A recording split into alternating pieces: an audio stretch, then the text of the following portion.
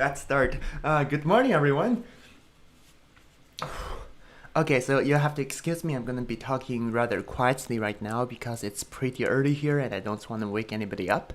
But welcome to the Chrono Clash tournament. I am going to be commentating today, and I am joined by Sybert and Zats. You can check out their streams. In the chat here, I'm gonna pin a comment linking to their streams. We're all gonna be streaming simultaneously because we're pretty early on in the brackets right now. Pinning comments. We're pretty early on in the brackets, so a lot of players are gonna be playing at the same time. The three of us will try to cover as many matches as we can, so you can feel free to check out the 3 different streams. There are the Twitch channels for Sybert, and that's now pinned in the comments. Also keep in mind that this is a 2-day tournament, so there will be the early brackets for today, which will just be a lot of matches going on at the same time. Mostly pretty short series of best of 3, but tomorrow we will have the finals. The grand finals is best of 11, which is pretty wild, so expect a very long stream tomorrow, but that's not going to be on this channel. Tomorrow, both me and Zaz are going to be joining in on Sybert's stream. So make sure you go to Sybert's Twitch channel and follow him there, so you will not miss out on tomorrow's show. Me and Zaz will be his analysts. I'm also sick. And something I've never expected to say on this channel is that today we have a sponsor for our stream. This tournament, of course, is a $600 tournament sponsored by Chronosphere. I have an ad to show you all before we get started. I should really hurry up because players are already playing now due to the stream delay. Okay, so ads right now for Chronosphere. Are you a developer or an engineer? Then you know how inefficient it can be to monitor the environment you build. Fragmented tools and decision-making bottlenecks lead to delayed deployments and bad customer experience. With Chronosphere, developers can see problems, find the source, and fix issues faster. You choose where and how your data is routed and stored. Query it easily to get better context and control. 100% open source compatibility means no matter your setup, we can help. If you know, you know. And if you know, you Chronosphere. Check it out at chronosphere.io.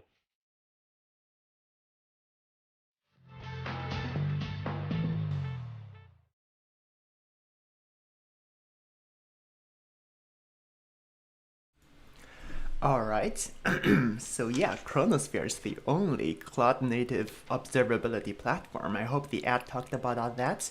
So inside the pinned comments, I've also given you a link to Chronosphere, so please make sure you check out Chronosphere, who sponsored our tournament. And actually, I'm not gonna go through the tournament rules with you guys. Because the games are already starting, so I'll try to go find us a match, but there are some bonus objectives for this tournament, such as the most Chronosphere uses, because it is sponsored by Chronosphere, so we can expect a lot of allied players around. Additionally, Vindies is actually in this tournament, and he's very well known for using Chronosphere, so let's hope we will find him. But yeah, again, we're all casting different things here, all of us streamers. So I don't know who I'm gonna end up with, whose matches I'm gonna end up watching. Vindies is currently in the lobby. Let me ask him whether I can cast his games.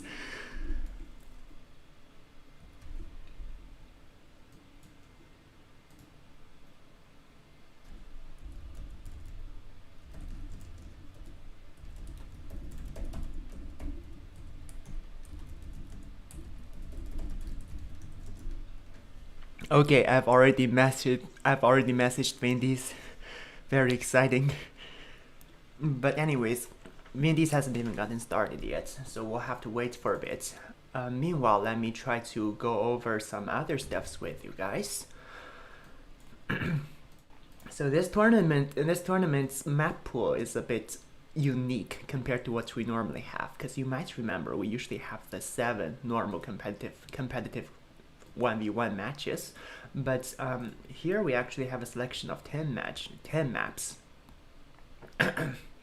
One of the maps is actually a 4-player map as well, and we actually only have 4 standard maps that we're used to, so I actually don't even know most of those maps. As you can see, certain maps like Snowplow, Temple Prime, and Cabana Republic are excluded, which is pretty sad because 2 of those are known Empire maps, Temple Prime and Cabana Republic. Some players consider it unfair to actually be playing on those maps, so I can see why they chose not to include Cabana Republic and Temple Prime. And Snowplow is of course a very allied favorite map, and that's also been excluded. So we'll see how this plays out.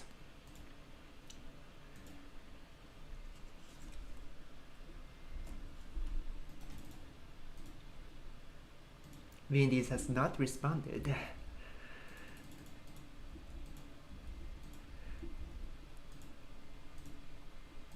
Maybe Vindies is AFK right now.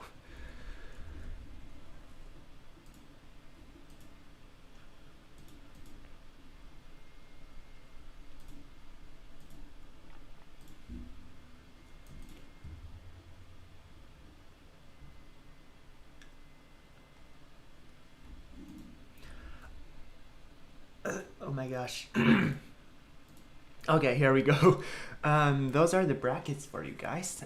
Apparently, Vindies is waiting for round 2, so whoever wins among those 2, which is probably gonna be Andre, is gonna be fighting Vindies, and then we'll probably join this match right here to watch, which is gonna be pretty exciting, but it's gonna take time. But best of 3, Andre's just gonna turret push everyone immediately and basically speedrun the whole series of best of 3.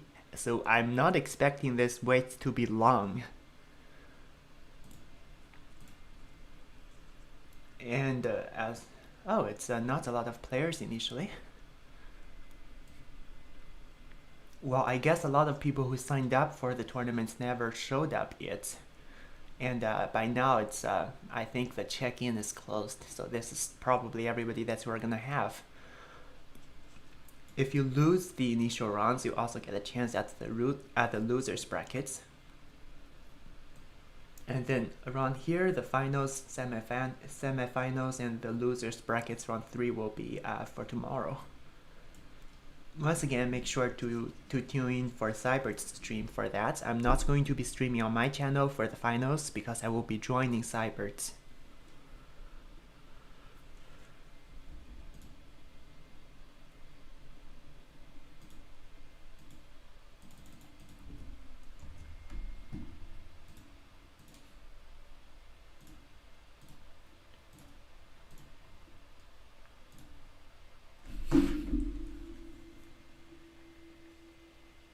Yeah, sorry, just awkward waiting time. I'm gonna try to fill this waiting with something.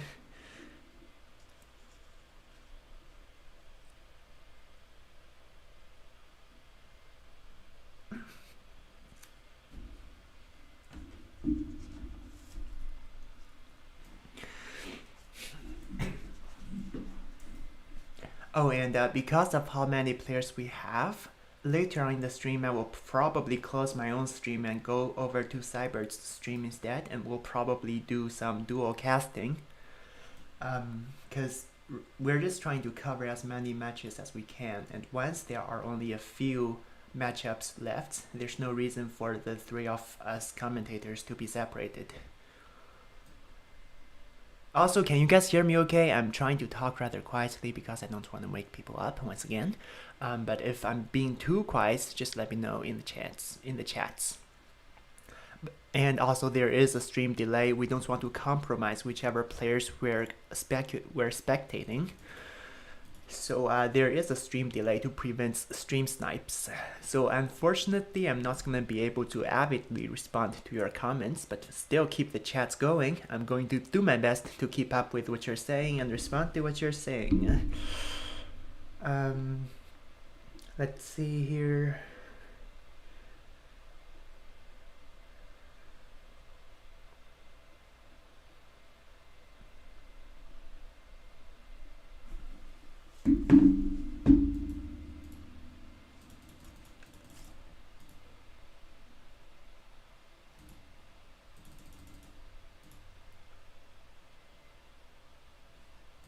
Yeah, the chats are way in the past now. People are just starting to talk about Andre.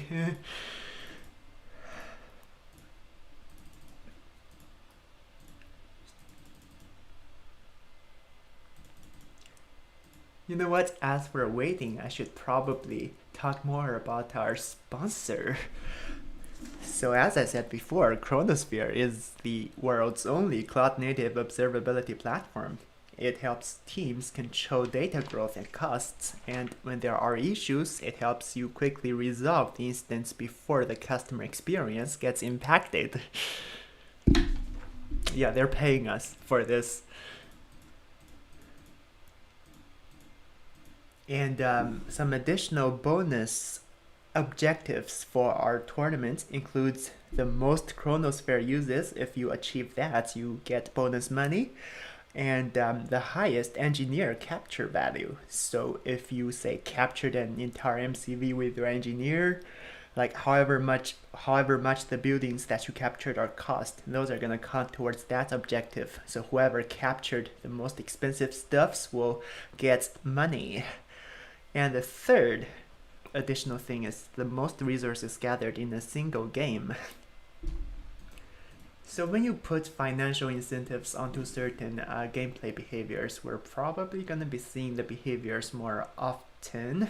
I wonder how many people are actually going to draw lots of games and actually build chronospheres. Maybe that's what Andre's doing. Maybe that's why his matches are not over yet.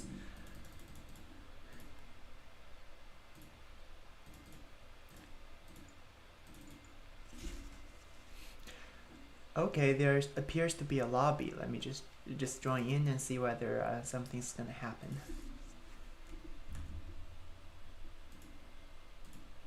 Because Vindies never responded to me. Maybe he just wants to reserve his spot for Sybert.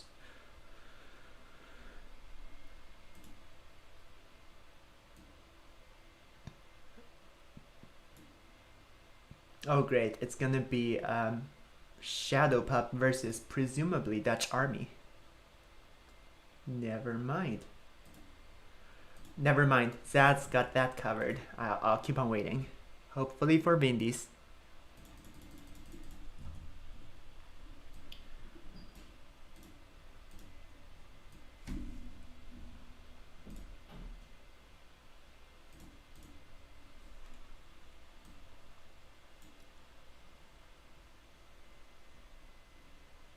Interesting. Do you see the numbers here? I'm not sure what they mean. Maybe they're just player IDs instead of how many matches they've won.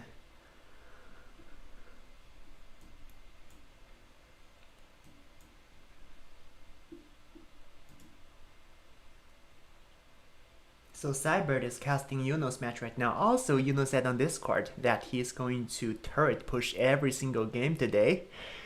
I wanted to cast that one, but Sybert took over that.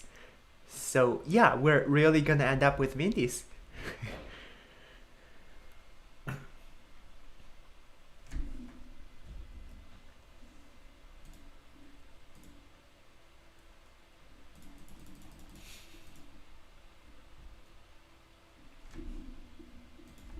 You guys, Vindies said, yeah, of course, smiley face. So yeah, we're gonna watch Vindies today.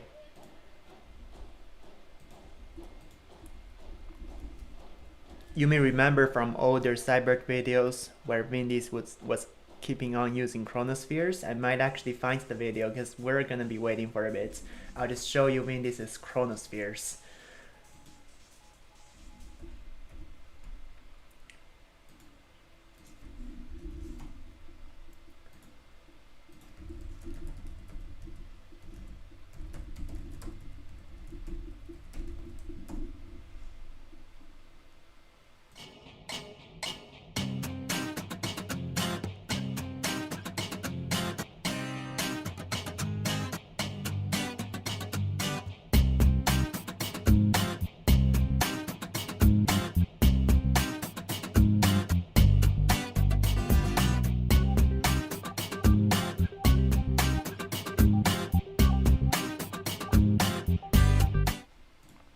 Okay, so here's Vindies with his chronospheres. from a while ago. I'll try to remember which year it was.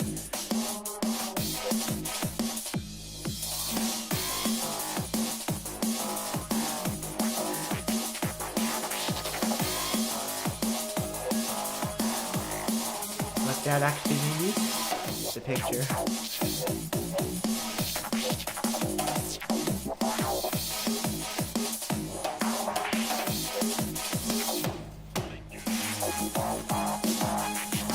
Yeah, given Vindis' history with Chronospheres, we could expect a lot of Chronospheres today, but I don't know whether he's gonna do that against Andre.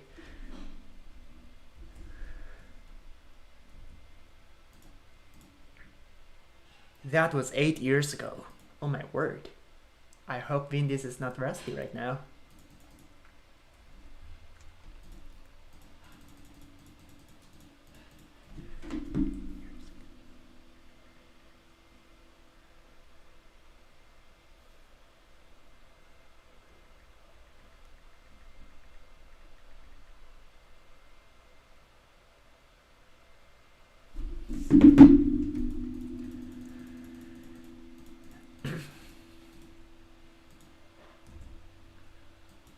Maybe we'll just listen to some cryocopter music while we wait for Vindies.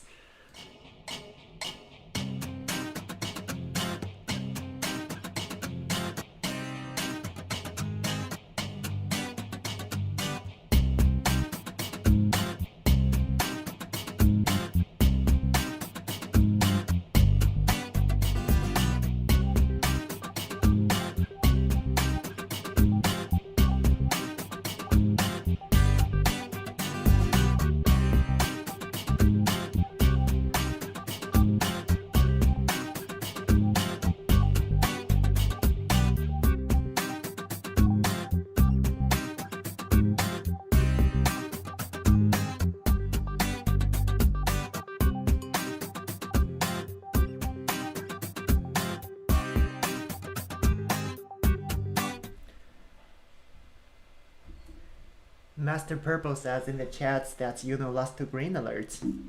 Where are you seeing this? Was it on Sybert's stream? Because I'm not seeing it on the brackets.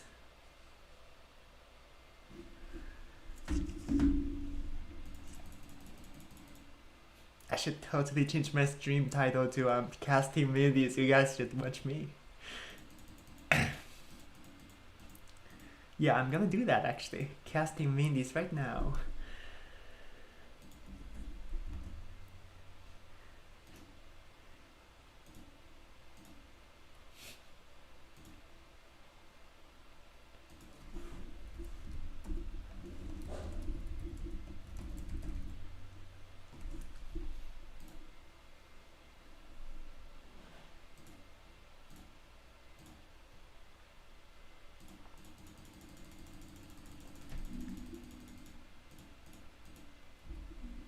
Yeah, still waiting. So apparently Andre's taking his time with playing with his food.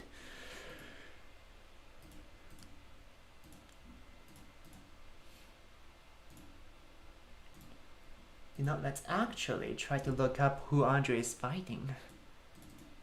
I think it's a random noob because I don't know who that is.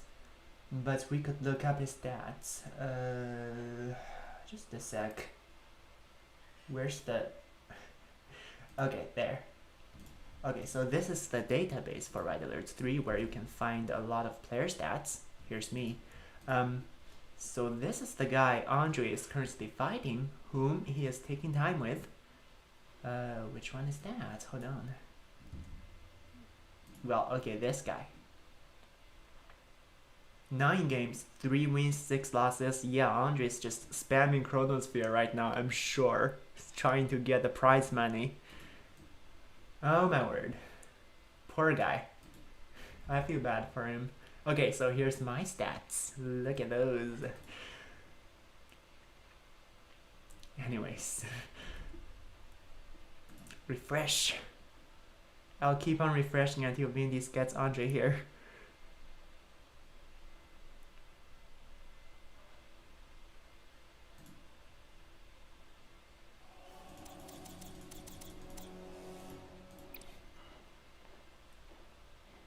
a lot of people are in the lobby right now. That's weird.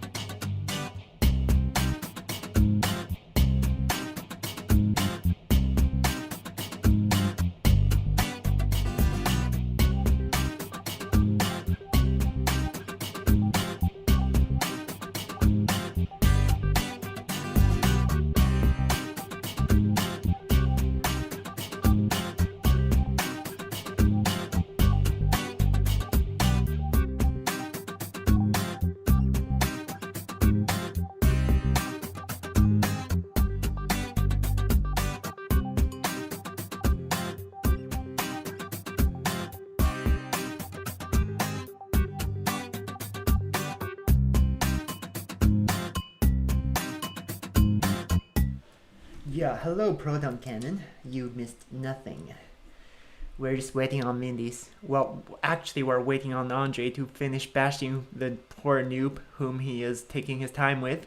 Once Andre finishes the guy off, he'll be fighting Vindies and then we'll be casting that match. It's pretty exciting, but the wait is also gonna be long. So just that's the anticipation build up.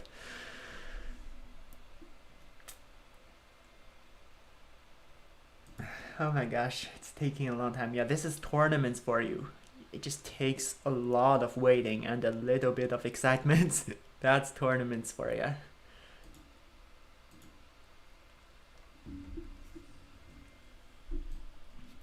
It's gonna be exhausting for the players too. Again, the grand finals would be best of 11. Imagine the players having to play through that.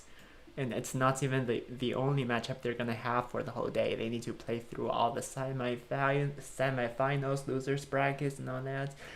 Whew, it's exhausting just to think about. I'm glad I'm a caster and not a player.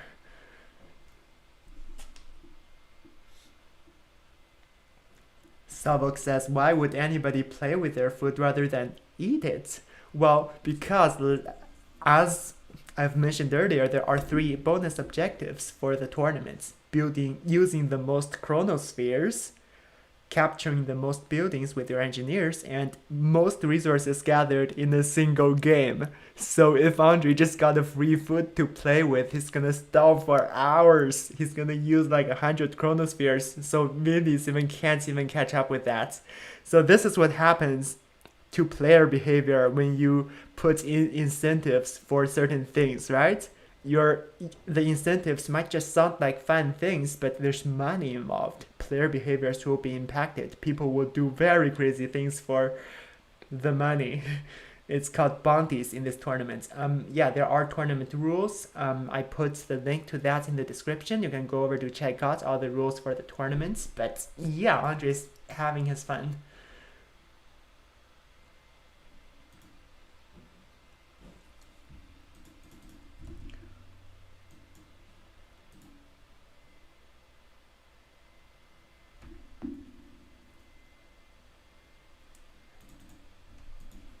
Oh, hi, Mohammed. Thank you. Thank you very much.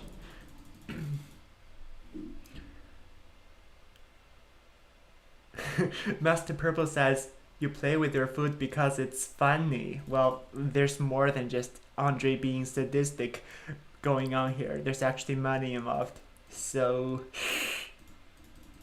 I mean, he could theoretically stall all day and use as many chronospheres as he could. Oh my word.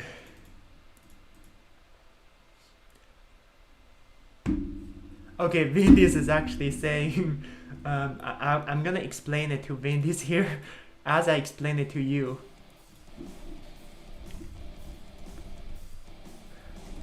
Probably because there are bounty objectives for the tournament. Andre's not gonna finish playing with his food until He's collected 10,000k. Most cash collected in a single game. And yeah, he's gonna keep on using chronospheres. And it takes 3 minutes to charge a chronosphere, right? Or is it 4 minutes to charge a chronosphere? Whew. So how many hours is 4 times 100? Master Purple says, I can't believe Yuno is losing. Well, that's what happens when you go back to your dark side origins. If you're just gonna turret spam every single game, you deserve justice.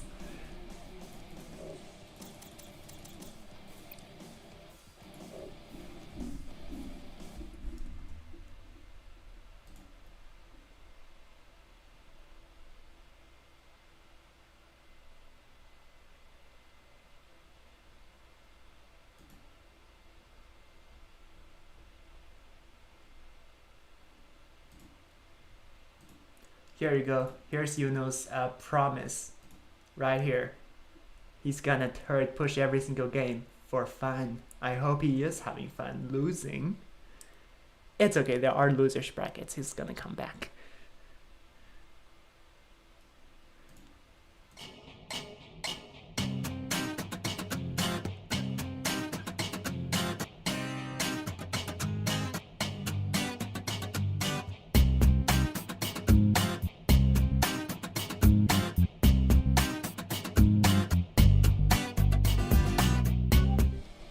Vindies says Andre's not in the game right now. Uh-oh. I'm gonna ask.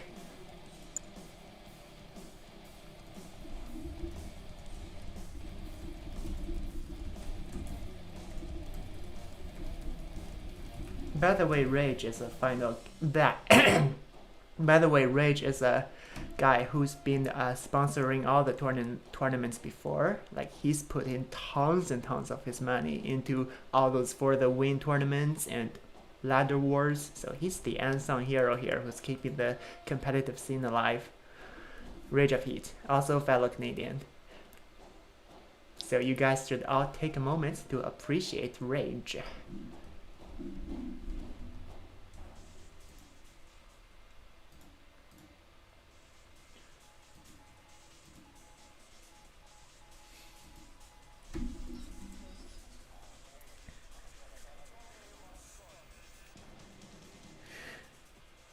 Why would Master Purple be in shock that Yuno lost? He's turret pushing, and he has already quitted the allies.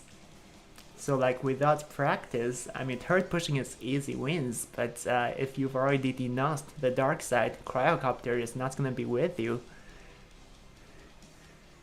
You would have betrayed the allies, and Cryocopter will ensure that you lose.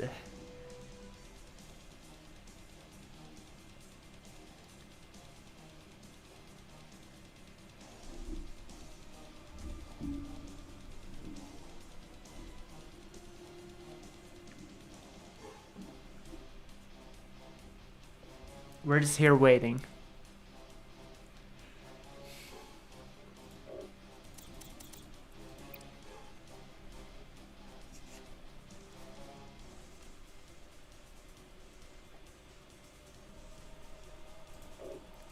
I don't know why everybody's in the lobby and nobody's playing. That's the nature of tournaments. It's just waiting, waiting and waiting. Not very good for stream viewership. But yeah, after at the end of all the streams, Sybert is also going to put all of the snippets of major matchups into VOD videos on his YouTube channel, and I'm sure you guys are already subscribed to him, but yeah, those are the videos that are expected to get most views, because of course with streams you're just going to be waiting for matches to start.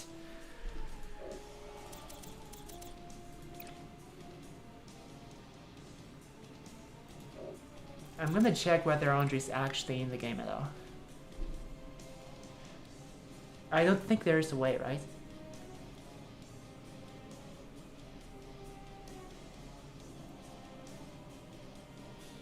Savok says Alec cheese never wins good on anyone. Yeah, not the people you're cheesing, not the cheesers themselves either. Because those who cheese will inevitably get justice served to them. You should never draw power from Cryocopter. Proton Cannon says greed can mess people up, unfortunately. Well, we saw that with Unity a long time ago. Not a long time, it's just a month ago, but it was a painful month. Yeah, and I'm sure Andre is being greedy right now. I don't even know whether those matches are gonna count at the end if he really just messed with his opponent for an hour. Okay, those matches are going on pretty quickly. Zaz is having a blast, I'm sure. But don't worry, our patience will be rewarded with the ultimate Andre versus... What? Andre's playing on Battle.net?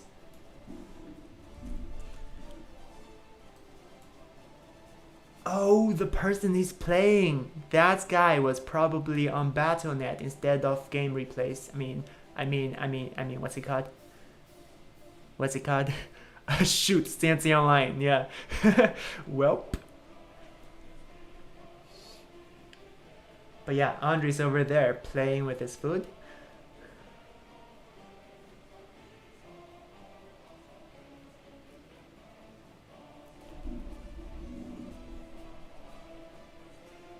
Okay, so we have a problem. Andre actually can't come to CNC Online. Okay, so who's gonna... I hope Vindies does not move over to Battle.net, because I don't have it installed.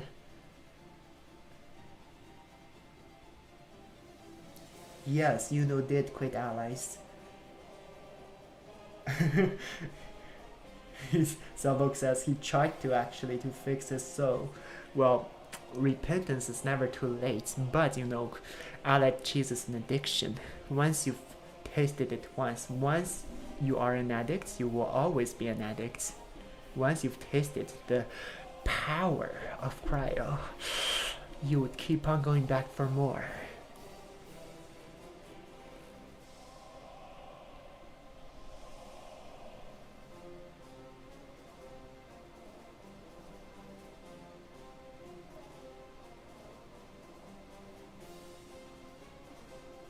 Actually, I'm pretty sure this tournament is hosted by CNC Online, and I don't think they would necessarily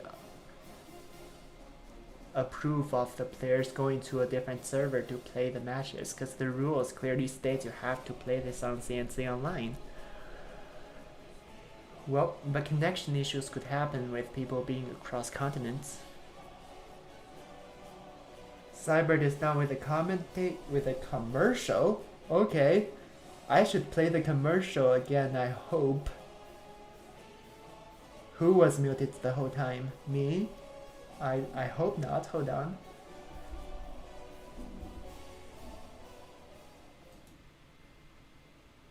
I'm not muted. Lies. Deceptions.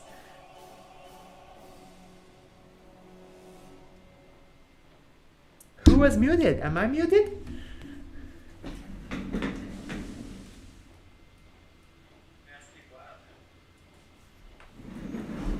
Why is everybody in the chat talking about someone being muted the whole time? Was it Sybert or was it me? I mean, Sybert is on a different stream.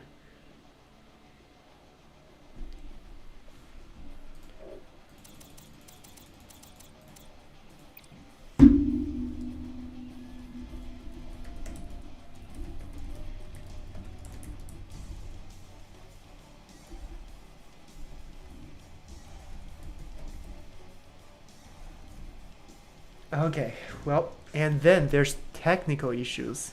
Andre can't come. Oh, it's what happens with tournaments. Proton Cannon says he has to have lunch and he's going to miss a few games. But don't worry, I don't think any game started yet. Andre's taking his time. And fixing issues, technical issues. Oh, as soon as I said I'm casting Vindies, the views just shut up. Okay, Andre's coming. We're good. We're good. Okay, don't go to lunch. Andre's coming. Andre versus Vindies. The ultimate matchup between allied players.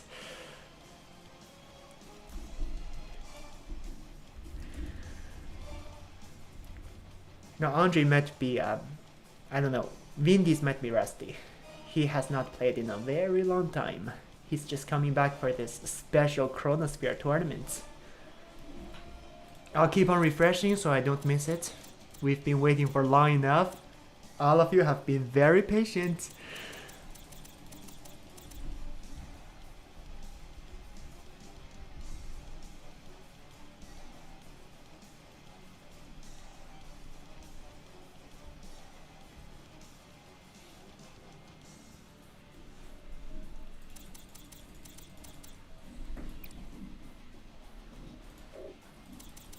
Okay, just waiting. 4 players there, that's not supposed to happen.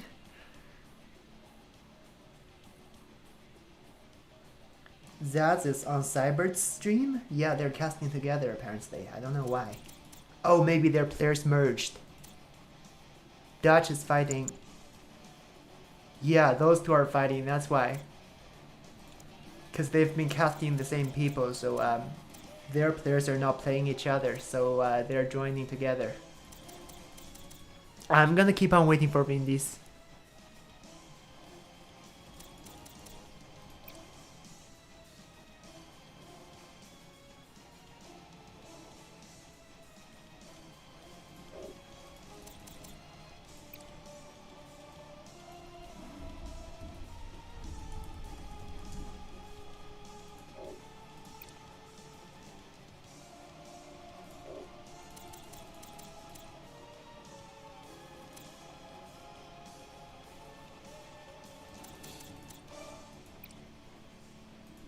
Okay, viewers are leaving right now. That's how long Andre's taking.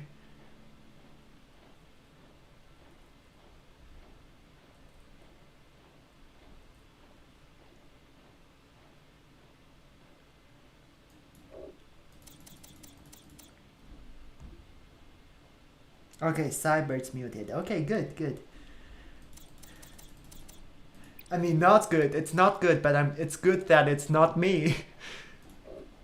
I've been practicing with all my OBS hotkeys because of the new setup. All of the fancy stuff. Let me show you all everything I have.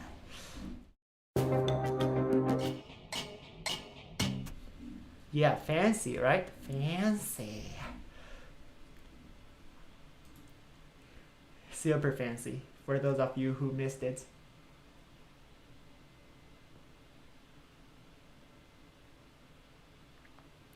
Yeah, the stream is delayed. I'm really sorry, but we have to do it because of stream sniping being a thing.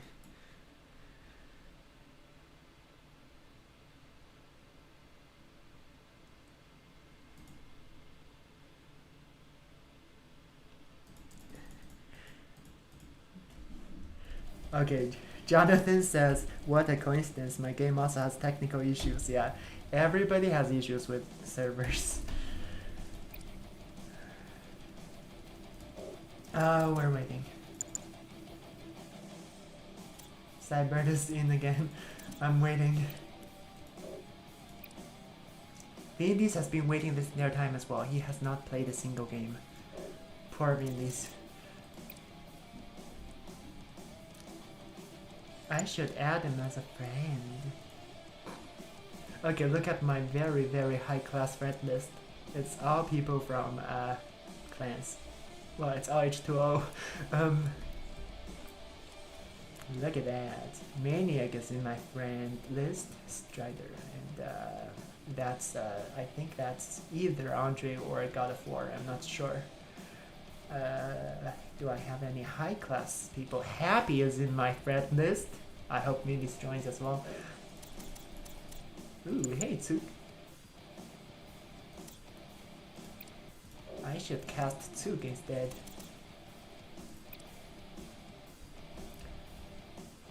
I also have GBH Michael. I have Bassett. Dimon is one of my friends. Yeah, I totally forgot about that. I should go to Zug. I don't even think Andre's coming.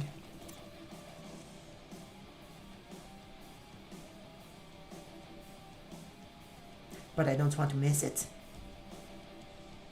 Actually, can somebody come online right now and monitor when Andre goes online? If he does, ping me on Discord. Because I want to be casting a match. But I don't want to miss out on Andre's arrival.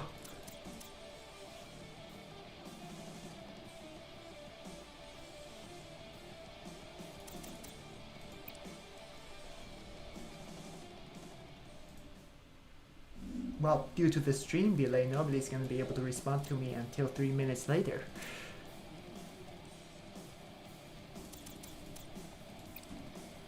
Great.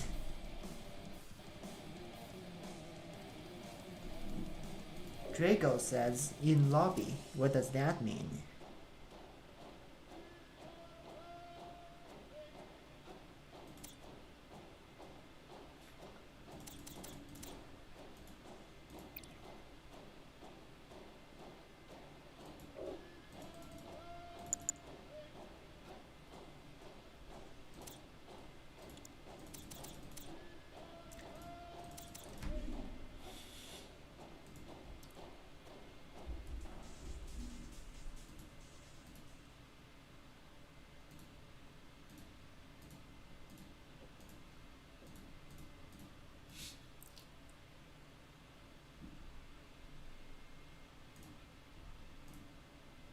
Okay, checking the brackets again.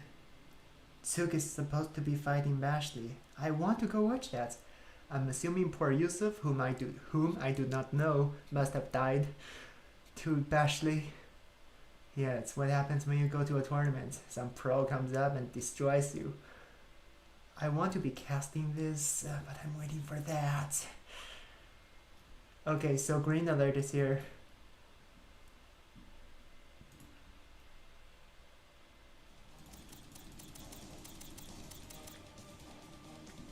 And here, of course, you see Tsuk waiting and waiting and waiting and waiting for Bashley to come. Whew, tournaments. Dutch versus Edwin. Oh no. Dutch is totally gonna build Chronospheres a couple times. Yeah, this tournament is gonna drag on because of the Chronosphere rule, where you use Chronospheres to get money. Real money.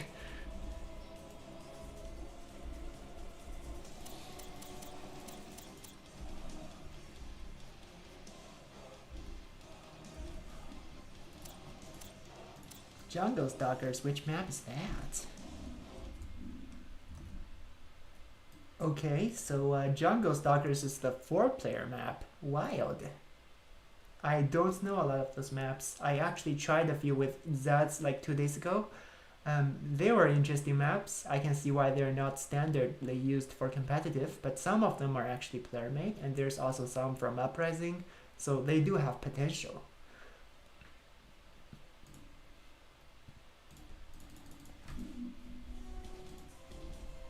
I need to make sure the sponsor logo is showing. Speaking of ads, have you guys watched my deduction video? The one where I deduced the history of a family just based on the random notes they left in the house.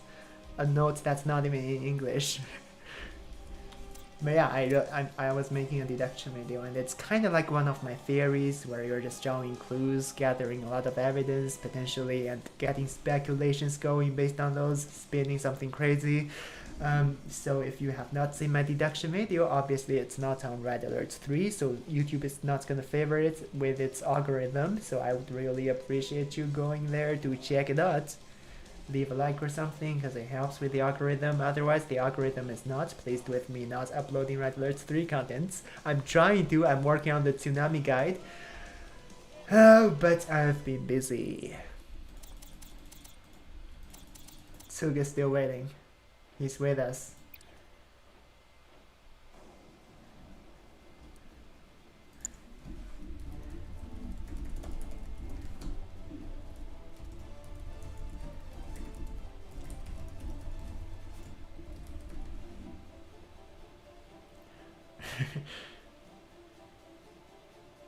Oh, Yuno's fighting Yusuf. Oh no, Yuno's going to turret push Yusuf. I'm sorry, Yusuf.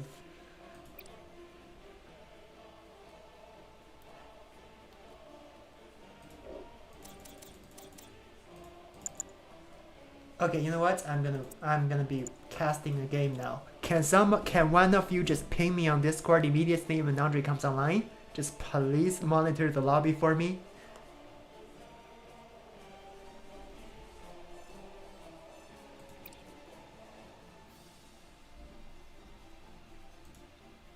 Did I become friends with Vindies yet? I don't know, maybe he's AFK.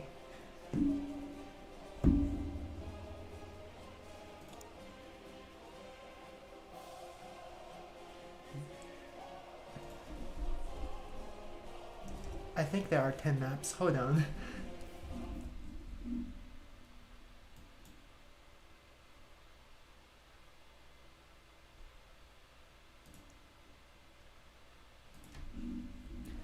Okay, so while they figure this out, unfortunately I can't show my my very fancy map pool screen to those two. If I could, it would have been way easier, but those two are gonna take an hour to figure that out. Meanwhile, I hope Andre shows up.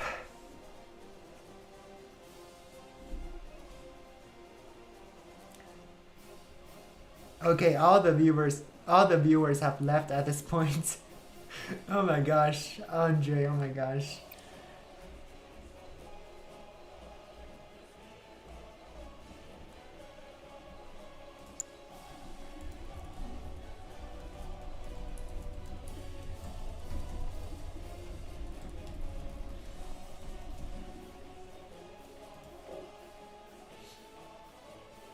Okay, I don't even know what those letters stand for. Okay, here's our map pool. Okay, Tsuk saying you just choose one, I don't want to ban. Yeah, I wouldn't want to either. I totally get it. Like, that's a lot of maps. I mean, this is a very good sport, even though he's not accepting my friend request. Even though I'm friends with Dimon, with Andre, with everybody.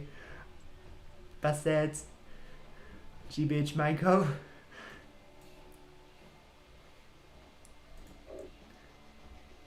Okay, let's go. Oh, Tsuk is being a noob and picking a spot. But yeah, Vindis will give me a message when Andre arrives. If he does, I will leave this match and go watch him. I hope the message will show up in the middle of a game. It should, but the thing is, what should happen in online games usually don't happen.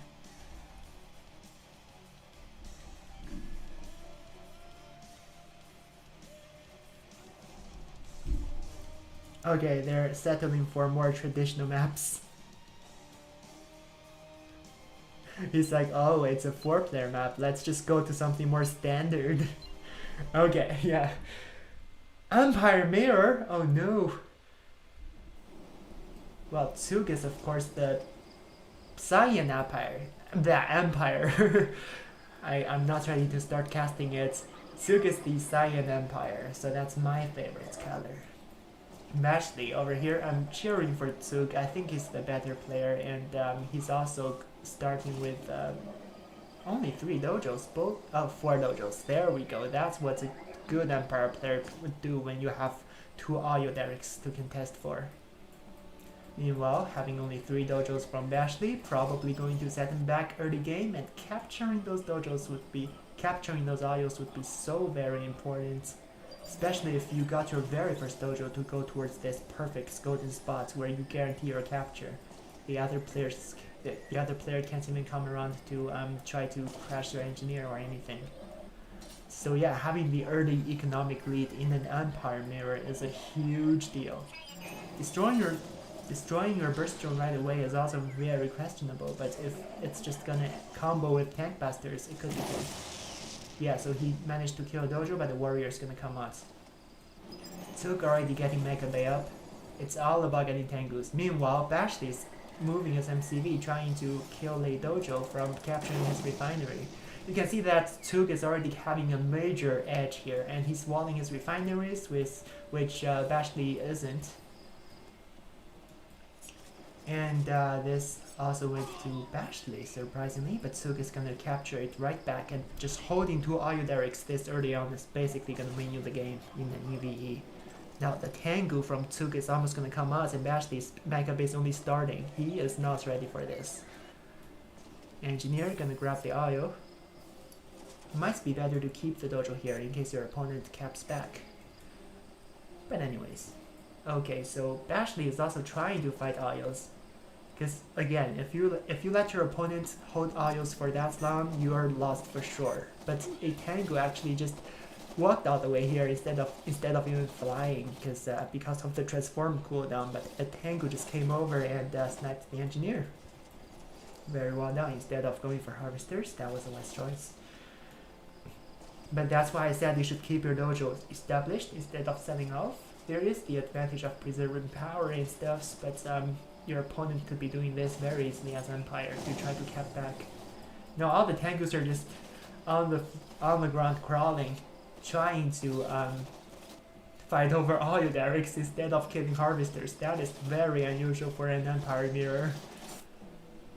Okay, they're all just crawling towards each other. Oh my word. So Tug kind of never foresaw he would have such a major early lead in Tengu numbers, so he never really went in to harass, which otherwise would have been a good choice, but he did not know Bashley's Mecha Bay was majorly delayed.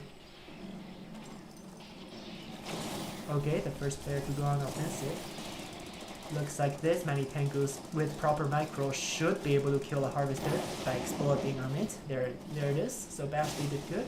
Major lead there, getting a harvester kill. Now, Tug is more concerned about preventing his opponent from getting all of those Ayos, and Bashley just quit it because even though he got a harvester kill, he lost both Ayos. And there's no way for him to get it back. Tug played very solidly, did not take any risks. I don't think he transformed a single Tengu. How impressive is that? Alright. Until log out again.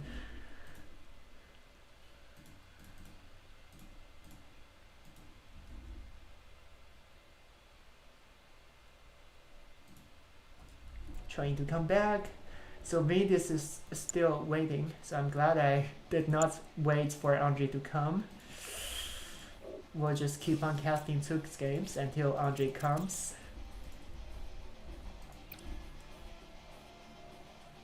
Again, Vindies never played a single game within the past hour. Poor guy. Let me try to friend zone Tug here. Okay, going to watch Tug.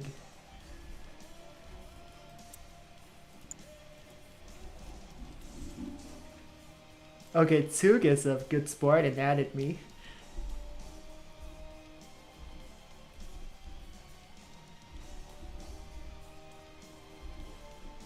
Finally a match, says Master Purple, yeah. Oh, Vindies hasn't gotten a single match yet. If he could wait, so can we. A guy with a name I cannot pronounce says, "Hi, new micro." I don't see anything new there.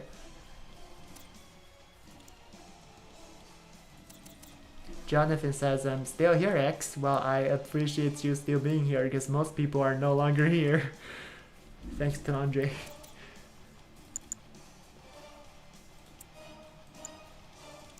Okay, so if Tug wins again, he basically advances and Bashley would go to losers brackets. Okay, they're playing by the traditional map elimination rules, where the loser gets to pick a map, which is actually not in line with the tournament's rules, but I mean, players are used to what they're used to, right? So, so I would not blame them on it whatsoever.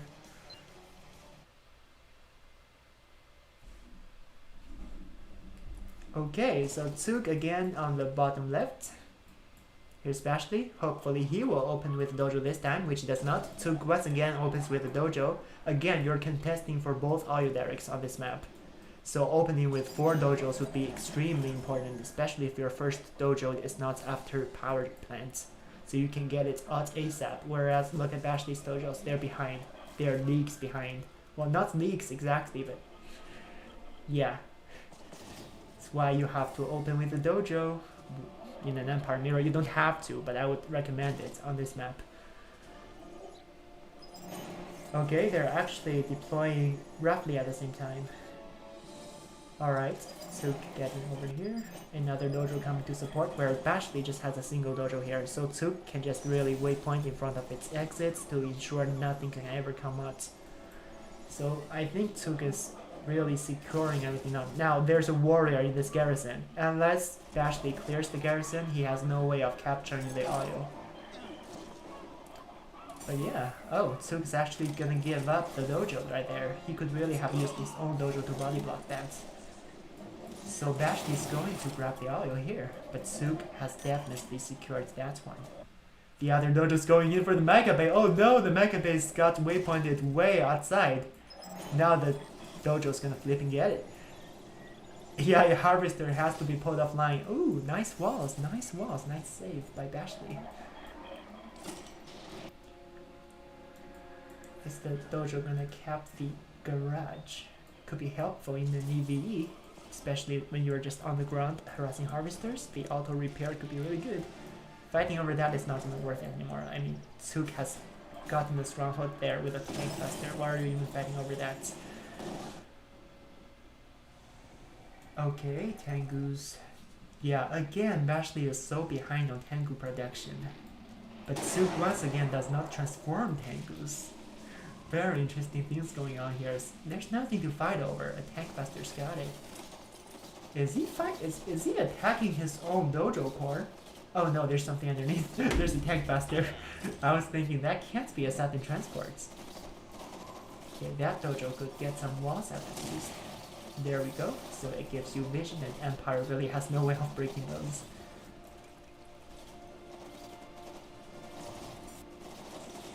Oh, Tengu's just fighting a garrison tank master. That is very questionable. Okay, now the Tengus are transforming and going back. So the economy is actually equal right now. Tsuk's trying to fight for the other Alio, but really can't due to 2 tank busters being there. Bashley might even benefit from getting some 7 transports. No Tengu transforms! Why is nobody transforming their Tengus? This is the most bizarre EVE ever. A whole series of bizarre EVEs. But the Tengus are gonna kill the Alio Derrick. They're just fighting for Alio Derricks. Nobody's killing Harvesters. Well, there's a single Tengu who might kill the Harvester. And there's no defense in Tsuk space right now. I mean, in Bashley space right now. Ooh, Tengus all fighting tank busters. That's unfortunate. Goes back for repairs. Tengu harassing. The Harvester does come out, but there's more Tengus. The MCV has to transform to protect it. If the Tengus landed here, the Harvester would be dead. Okay, whoa. Okay, Tsuk is going in with all his Tengus. Both Harvesters are offline right now. The MCV is ready to protect Harvesters. So yeah, Tsuk would have to pull out. He has a huge Tengu lead because Bashley has no Tengus in the base, even though they've just been idling. Well, oh wow, 4 Tengus would not be able to detect that. Losing 2 Tengus already. Both players have lost their audio also. Those Tengus can land right now and get a couple kills would be risky, so better go back and get repairs. Because right now Tsuk has a definitive Tengu lead. There's no reason for him to take any crazy risks.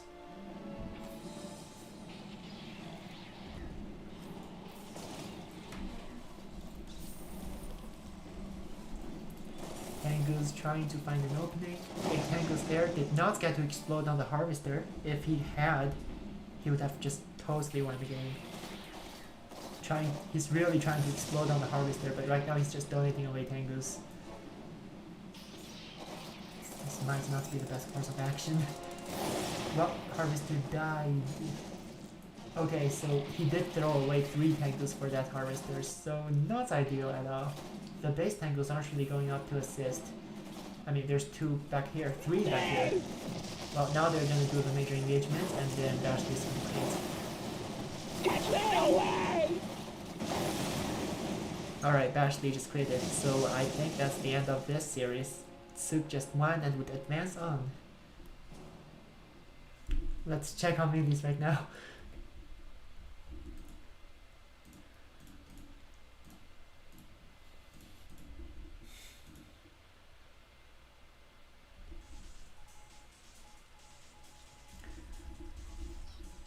Okay.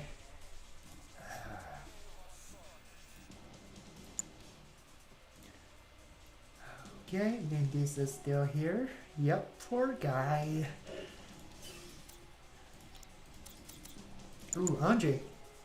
Okay, this is the match we're waiting for. Andre versus Vindies.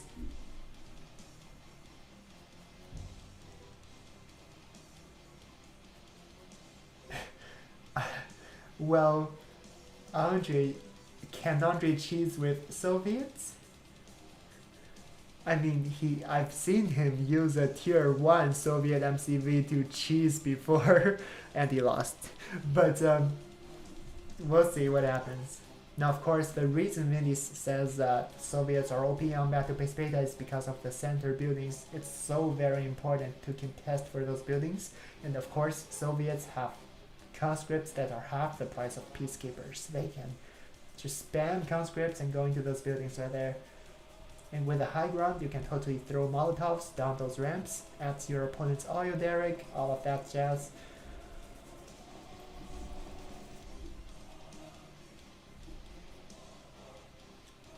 Thing is, lag test does not really matter. You don't trust me, Andre? I don't trust you either. You're the reason I lost half of my viewers. Because you would not show up. Tardy something. I don't know. The thing is, even if I caused lags, the players actually are not a lot to kick me off of the lobby because as a commentator, I'm kind of protected by the rules. Unless the players are running the live replay tool, they are not allowed to kick a official commentator. So suck on that, Andre. Alright, Andre's really going for the infantry. Let's see whether he opens dual barracks. He does not.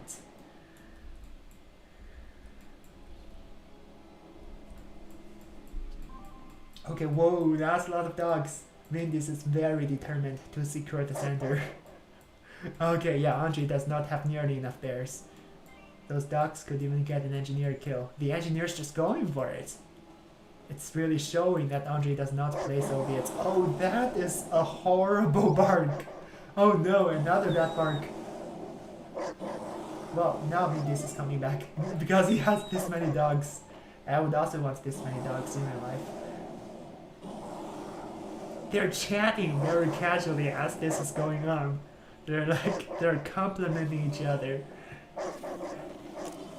Okay, Vindis is gonna win just by the sheer number of dogs. It's madness right now. Look at this. What the heck? Okay, and then one of them just quitted. Who quitted? What is going on here?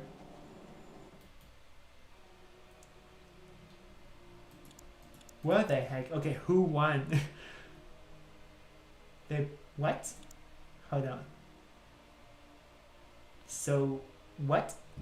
Really? Vindies just gave up? That's weird. Okay.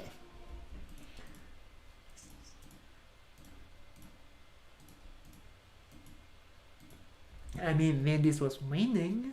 His dogs were totally, maybe he messed up something. Welp. Great.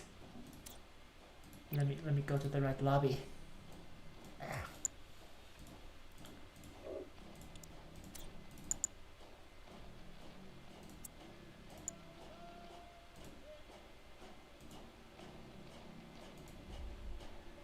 Zero, zero. Okay, they're both agreeing on not making it count for some reason.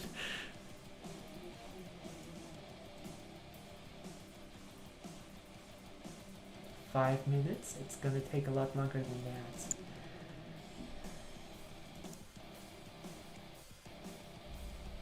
that.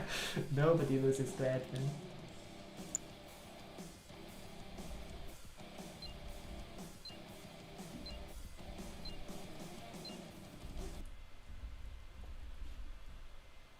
Okay, let's watch more doggo actions.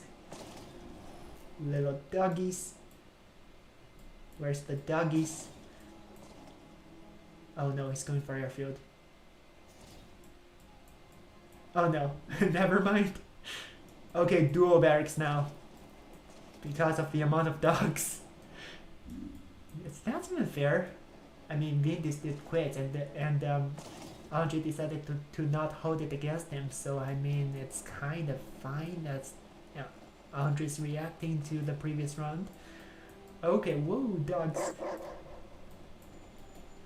Let's watch. Nice bark, better barks. Never mind. No, dogs are actually not very tanky, so yeah, conscripts are gonna counter dog spam. The other dogs just came to a halt. Yeah, you can't deal with that. Where's the peacekeepers? Well, they're coming. Really, Vindies just needs to buy time until peacekeepers get into the garrisons, or rather just be able to shoot down conscripts. Oh, that's a lot of conscripts.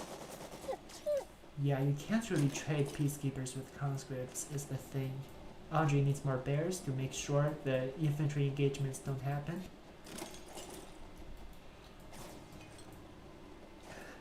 Oh my word. Okay, Andre's not even walling things. Okay, setting off both barracks. It's gonna be conscript spam with a factory right here. And yeah, they're forcing peacekeepers on and finishing them off with bears. This many conscripts with a terror drone is just gonna be deadly. Vindies needs Vindicators. He's not building Vindicators.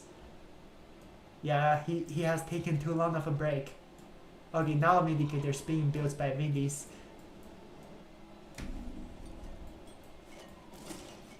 Peacekeepers trying to stay alive. Is Andre gonna cheese right now? Yeah, he is cheesing! No, never mind. Maybe it's just for an expansion. Should be sickles or bullfrogs. Bullfrogs? I mean, Terror Drone could actually hold down Vindicator until the Molotovs finish the job. But of course, Vindies can just snipe the Terror Drone with Vindicators. So bullfrogs would be a good response. The Audio's dead. Good bomb split on the bears. Yeah, you're not gonna see Vindies mess up bomb splits. Unlike Yuno yesterday. Sorry, Yuno. I'm just roasting Yuno because he's playing turrets this whole time, I presume. I don't know what's going on. What's refinery? I don't see a bugged refinery. Was it bugged the whole time?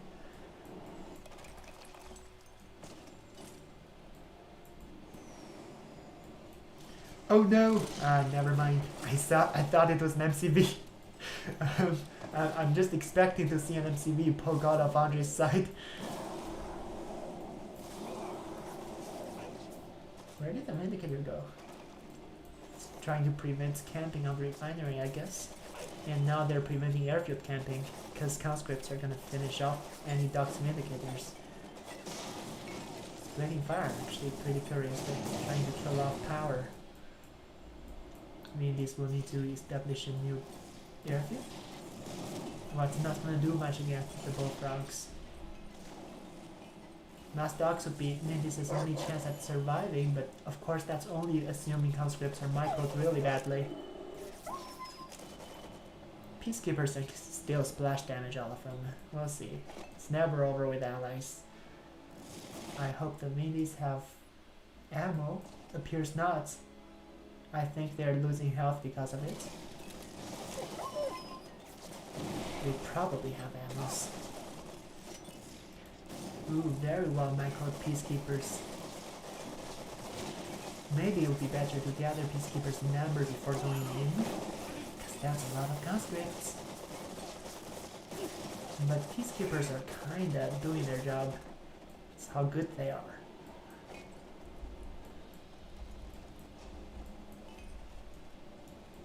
Okay, Vindies has this Vindicator refueling going on. Oh, conscripts are lined up in a perfect line. Great for splash damage. Just buy time with Peacekeeper and try to crash with the Harvester. Should really get shielded up. Well, Harvester's going back to work. Well, because Peacekeeper's already saved the day. So far it's actually kinda even, except there's twin blades now, and both rocks are right here to protect against any Apollos. So I think Andre's probably gonna win this one as Soviets against Vindis' allies, which is pretty impressive.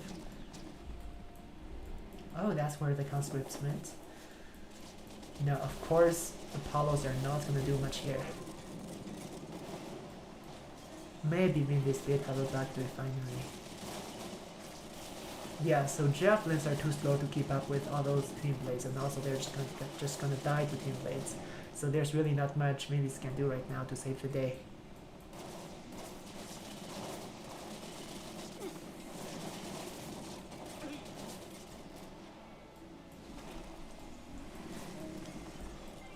Whoa, actually Andre did not kill this harvester, or was it rebuilt?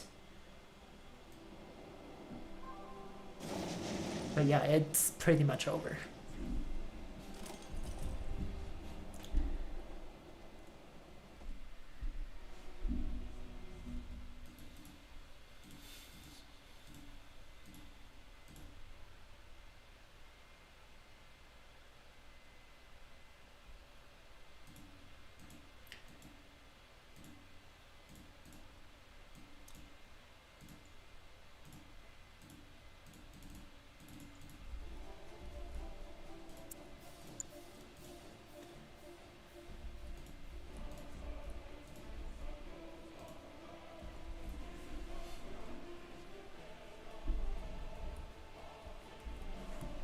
Okay, let's read some chats.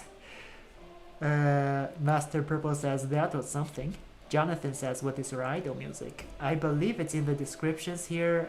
It's called Code Funk by Kevin MacLeod. And that's my crowdcopter music. Okay, players are just asking each other to choose maps. They're not doing any of the new map selection rules. Epicenter Island? Is allies favored? I don't know, because the garrisons in the middle really don't matter. So like, you don't have to fight over garrisons, except for getting vision. That's Epicenter Island. Weird map, super weird. Maybe it's easier for you to do bombing runs just through the center, and it's hard for any anti-air ground forces to deal with it.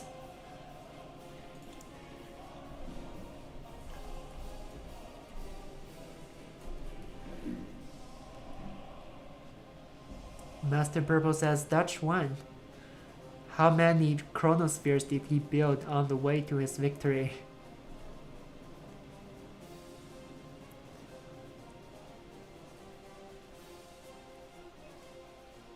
Master Purple says Yuno cringe. Did he build any turrets?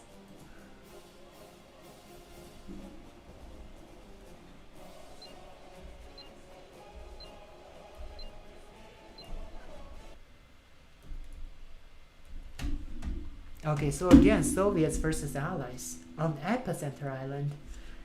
I don't know how this is gonna favor Soviets, and I don't know why Andre is playing Soviets against Vindies and making it work. Oh, this is clearly a player-made map. Look at the texture. It's so predictable. I've done map editing before. I know how the textures typically work, so this is obviously the works of a player. And also a whole plaza of buildings that are basically meaningless. Like, there's no reason you should want to garrison all of those. Just gives you some vision, but yeah, there's no audio that contests except a single one that you're just guaranteed to get. So I don't know what I think about this map. Yeah, all the refineries are just on one side. There's not a whole lot of things going on with the center lanes. And look, the repeating textures too. But that's pretty cool. It's some sort of message by the map creator. See, I think. Okay, let's focus on the match. Andre has vision here. No vindicators. That's very slow for Vindies. Maybe he went for refineries before airfield. And he just got advanced aeronautics. I don't know what he's been doing. He got up and realized he only had 2 bombs and then got his support power. Cryocopter! Shoot. Yeah, he's cheesing against Andre, giving Andre a taste of his own medicine. The MCV better be moving. He appears to be out of money because he went for 2 refineries right away with Cryo Rush, which is not enough money for you to afford a lot of units. So Vindicators could be bomb splitting right now to defend. Cryocopter is actually just gonna come back and save the base instead of harassing, but with that many bullfrogs you really can't be doing much. So ultimately Andre will get a economic lead with expansion. Oh, is that gonna be third push? Nah, it's going for the ocean, for the naval refineries. Now Andre could actually build a naval yard off of the ramp here and just get a Kula subsot. It would work really well in his favor. But he needs to get vision on Vindis' water refinery first. It's pretty curious that Vindis is going for the water instead of land. Just not getting an engineer. Cryocopter trying to do something.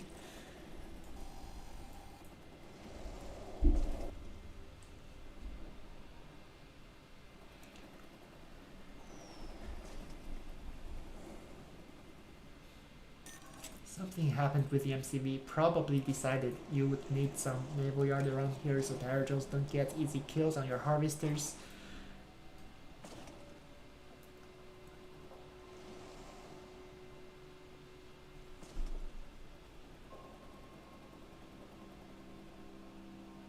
Cryocopter's looking for blood. Well, I'm not sure what you can do against 4 bullfrogs. And tier 2, yeah, it's gonna be airfield as well. So yeah, Andre's not aware of the water refinery here.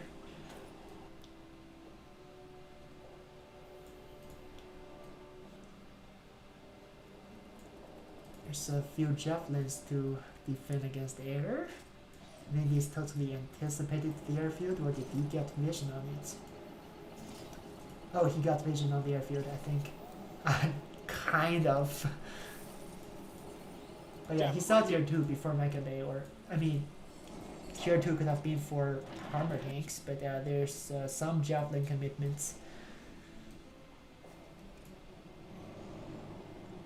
Also, what is that echo? Am I echoing right now? I hope not.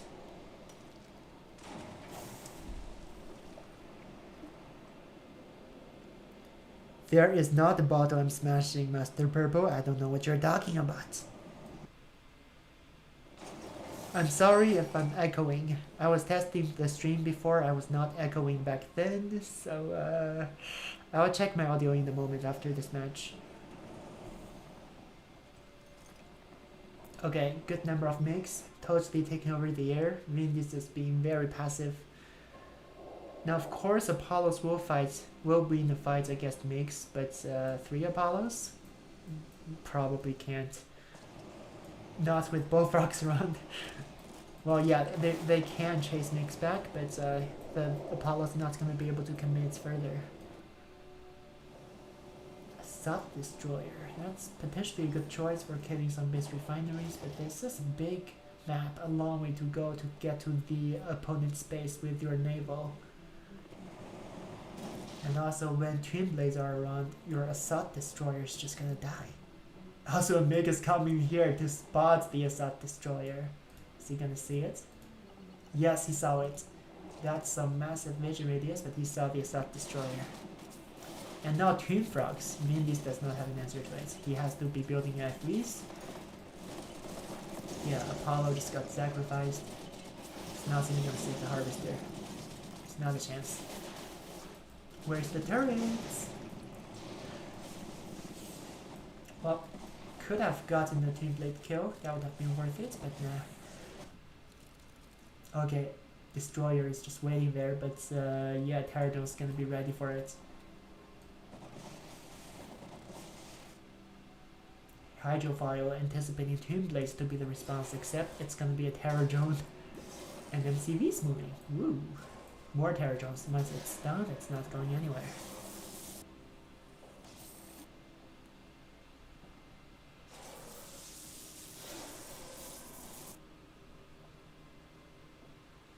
Yeah, Hydrophil's going back.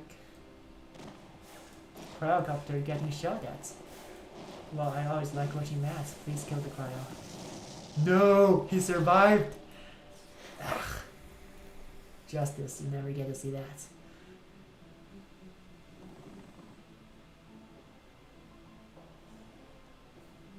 Okay, but yeah, going to the naval side here, but this is, Andre already has 5 refineries. This is where he would logically expand, but of course it's quite open to harassments. Ooh, Vindies has a huge army here to harass. Okay, please go in. There's a Tesla quarter coming up. Okay, Toon Frogs. Yeah, the thing is, Vindies can't really be focusing on the offensive with Toon Frogs around. They're just such a maneuverable harassment force. With hammer tanks there to deal with I3s as well, it's gotta be game over.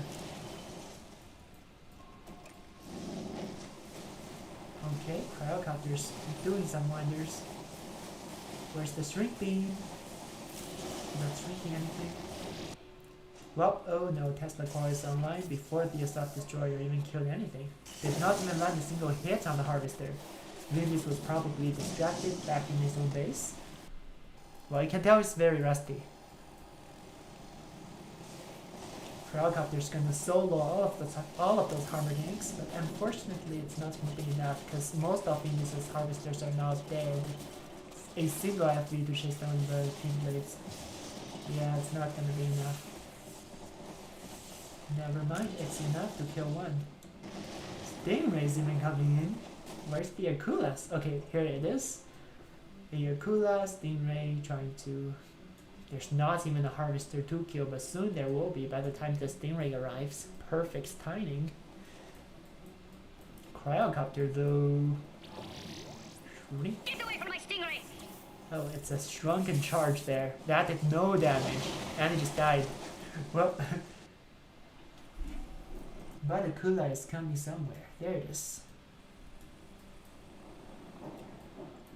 Oh, dual airfields from Andre. He's really trying to secure air dominance there. Even though Vindies only has a single Apollo. With this significant of a lead, he might just be building battle labs. Aircraft carrier from Vindies. Of course, this is the Allies' only chance of coming back at this stage. And yeah, their Blackout missiles have really good range. Like, it could just fire right next to it. A Vindicator even joining in. Can the Akula submerge when it's EMP'd?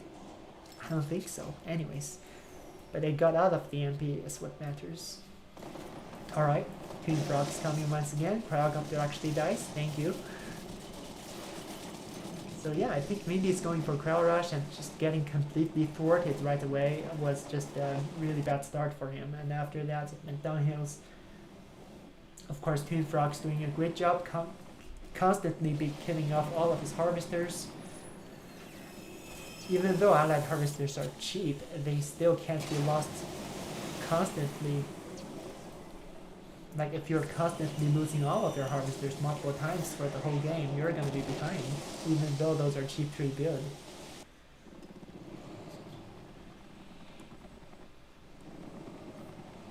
Okay, a single Apollo trying to save the day. I3s, well, they can just body those anti-air forces. Yeah, very good split as well, I think. Did I see any splits with the rockets? Well, more harvesters are gonna die. Well, those javelins did surprisingly well. But yeah, it's not enough.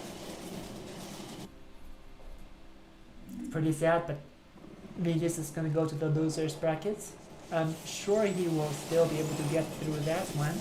Hopefully bashing Yuno along the way. And we might see him again in the finals tomorrow. But yeah, after this, Vindies would be gone out of the brackets.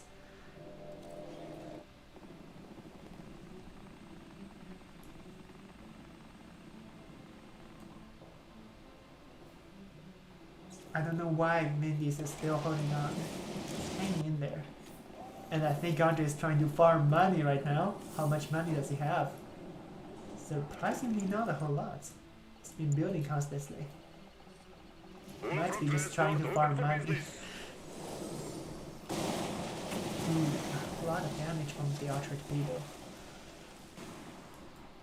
Cryo used down in the Kula with it still submerged after getting frozen. No, okay.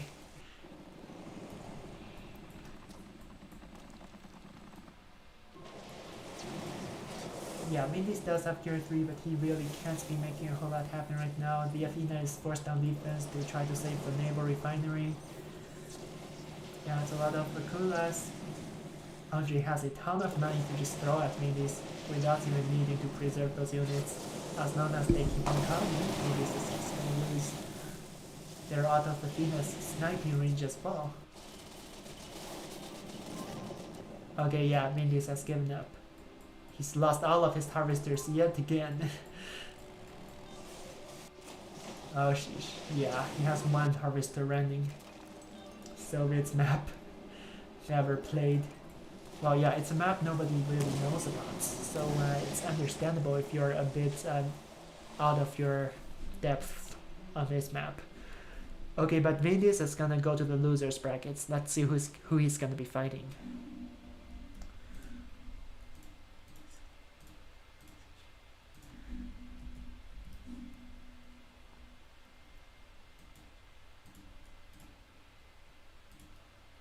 Pulling the brackets up, just hold. Screen share, there it is. Okay, so looks like Andre's gonna be fighting Green Alert. Yuno has beaten Yusuf as expected for a guy. Yeah, just a bash right there. Okay, so Yuno's probably gonna end up either Yuno or Bashley will be fighting Vindies. Let's refresh. Well, we'll wait on that.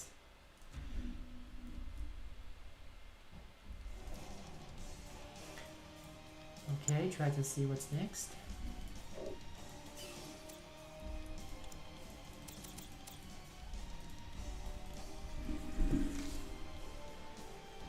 Well, right now players are probably reporting their results to the brackets, so we'll refresh in a sec. Salvacus says fair unit. Do you mean Twin Blades? Yeah, they're ridiculous. Cryocopter did survive for a long time. Master X says, Master Purple says Dutch 1 versus Tug. Okay, so maybe Tug is fighting Yuno now?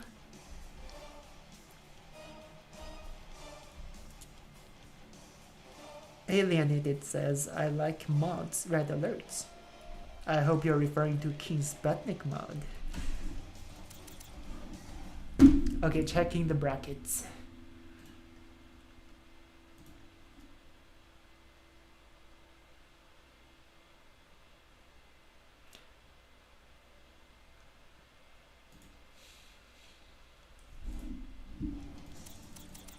Oh, Vindies is gonna get a bash.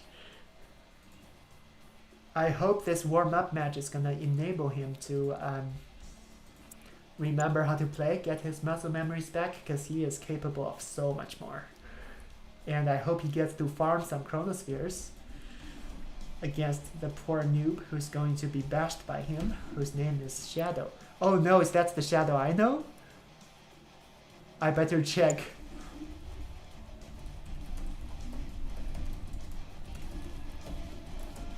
I knew a player whose name was Shadow from like 5 years ago.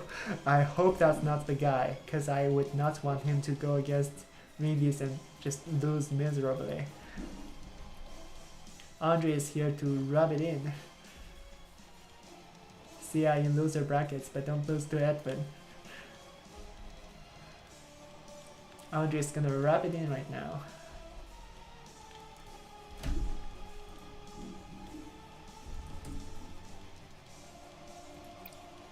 I need to talk to Zaz. Oh, don't forget to add friends.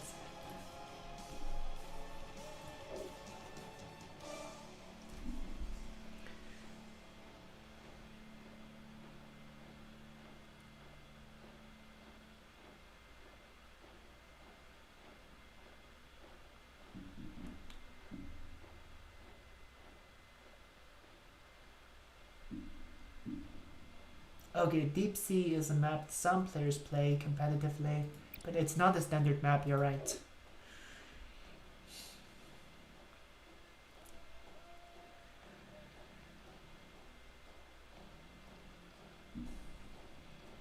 Okay, so while we wait, I'm going to go blow my nose. If you haven't noticed, I've been very congested. I was hoping it would get better before the tournaments, but I'm still sick. So I'll see you guys when the match starts.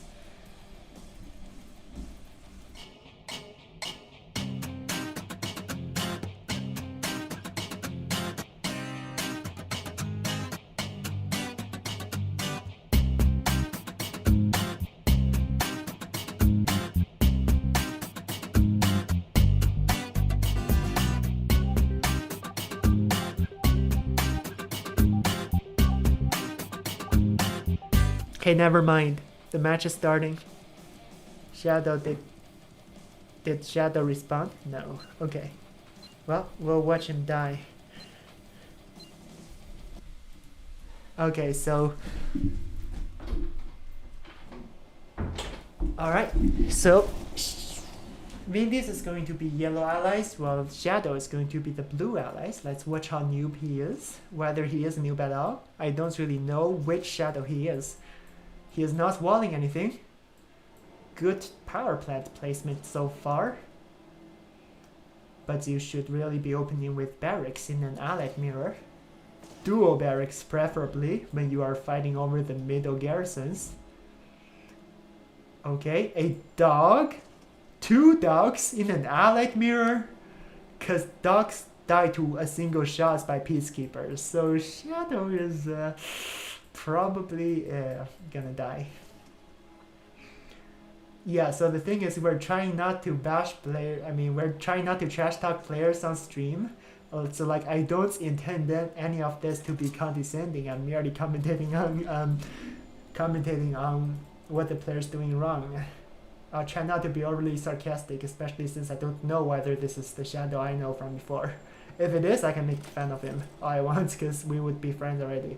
But this could be a totally different Shadow, and I don't want him to feel bad about it.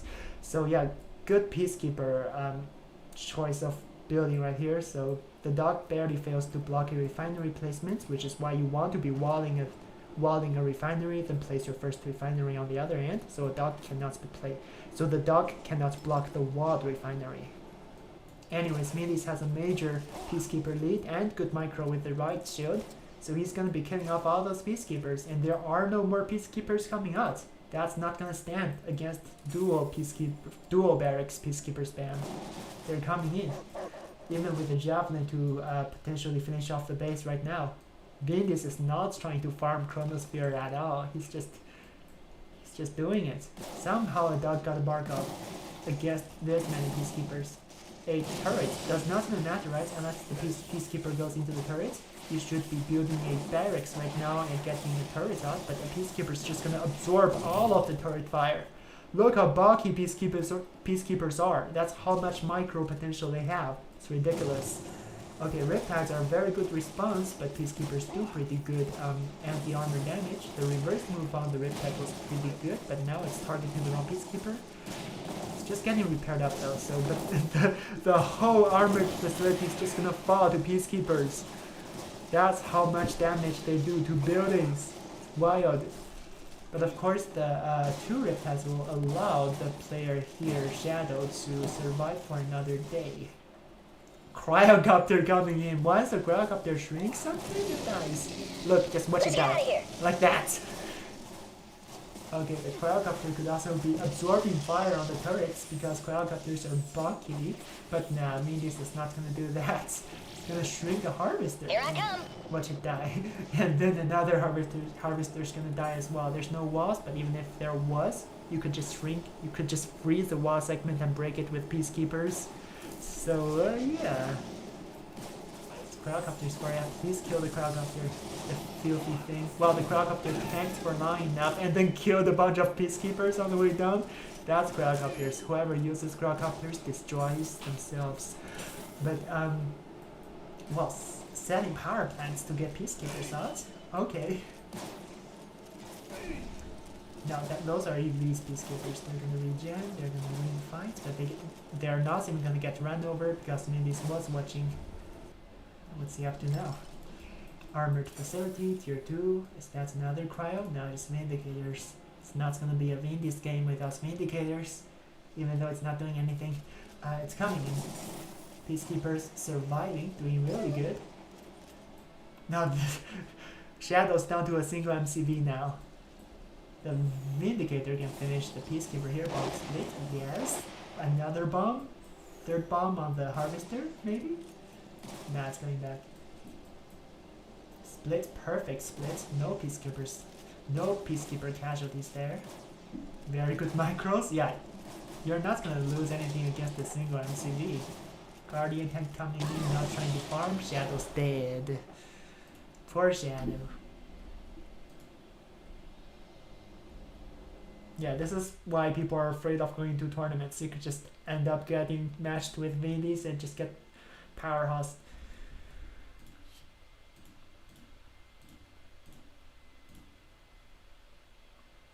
For some reason, whenever I go to a tournament, I always get matched up against Demon right away. So I've never made it far in tournaments.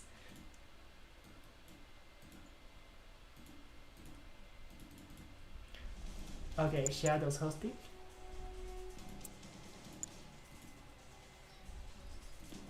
I don't know whether that's the Shadow I know, and I'm not gonna ask again, I guess. Infinity Isle. Well, that's a very Chronosphere map. We've seen Vindies use Chronosphere there a couple of times. But fortunately, Vindies is not doing any farming actions.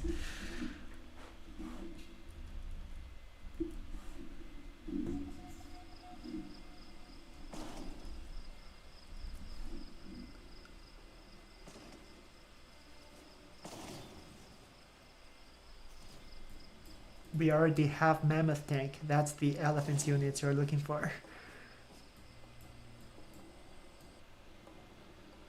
Okay, opening with power plant again instead of barracks. Whew, just waiting to be camped by those doggos. Ooh, actually going airfield. Fast air against allies? Are you kidding? Well, allies are the only ones who can counter allied builds like that. Like Vindies can just get some indicators, or javelins do good enough damage as well, unlike tank busters or flak troopers who are way more expensive. Okay, Vindicators not even though he rushed for Vindicators, he still failed to snipe engineers. But did he bomb split? No. Okay, I thought he did. Okay, a Apollo out, but it's gonna die to those javelins. Look at how much damage they do. Oh my gosh. Imagine flak troopers doing that. Oh, built a whole turret to kill a dog, and even though there was a peacekeeper right there. Anyways, and now he's low power. Poor Shadow.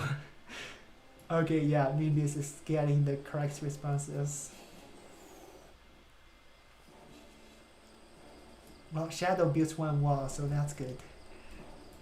It's a good place to start. So I would advise new players to always try to build walls, no matter how unfamiliar you are with build orders and hotkeys. Like, you should always try to be walling things off. At least try. So that's a good start for Shadow. Because walling is so very important.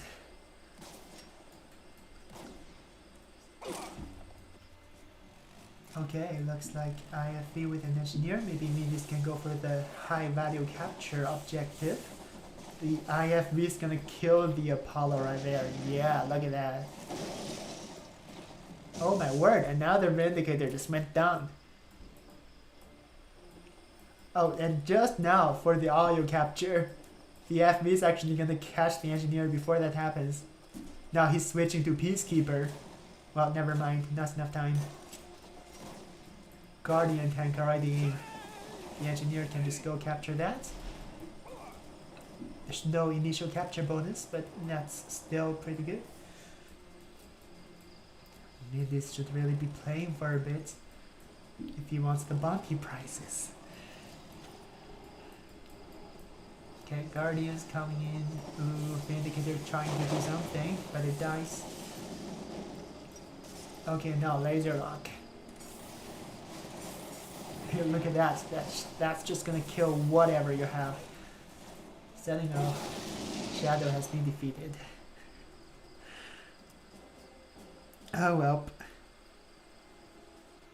Proto Cannon says he's biased towards Zug. Well, yeah, Zug is a good Empire player, and I like Empire players because I play Empire. My mic sounds too far. Well, sorry. I've been talking rather quietly. My throat also feels pretty bad, so so excuse me while I'm not talking. I mean, while I'm talking too quietly, but do let me know. Yeah, I'll try to talk more normally. Okay. I should check the brackets again. So Vindis has beaten Shadow and will be advancing forward, which means he's going to fight against... let's see here.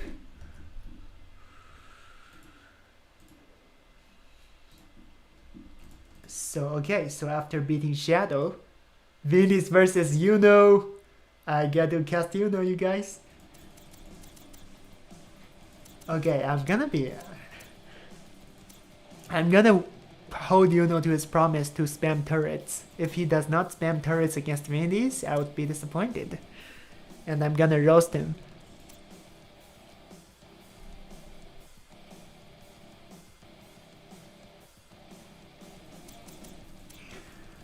I'm gonna blow my nose now. Oh no, the game is already starting. I'm never gonna be able to blow my nose off stream. Unless you guys want to be grossed out. In which case I can do it right now. I'll do it.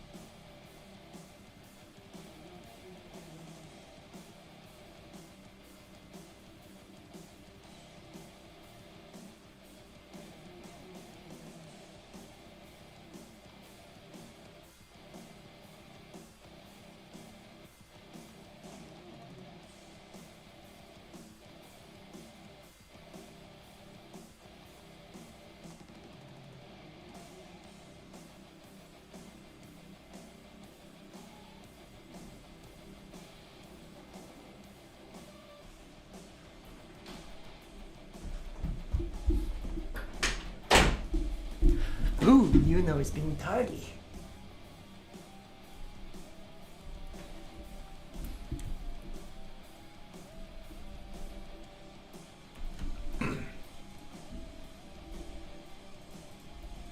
Yuno's probably still playing.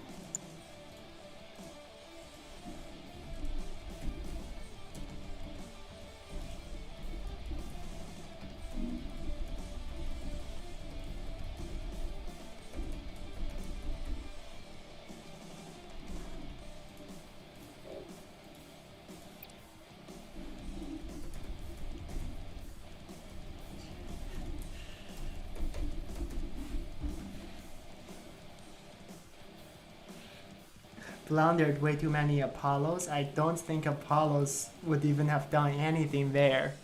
I mean, Vindies had no air.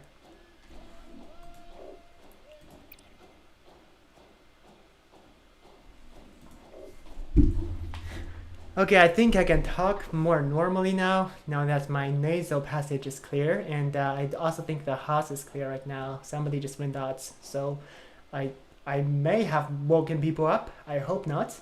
But yeah.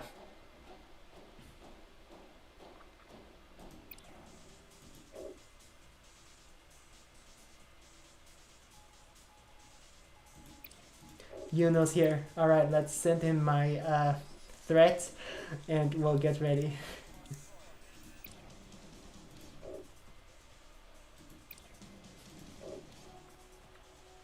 Can you give me like 5 minutes?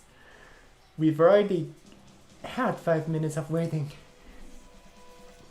Yeah, so I was worried that there wouldn't be enough time between matches for analysts to talk about anything, but seeing how today's going, I think we'll have a lot of time to talk tomorrow with Zads.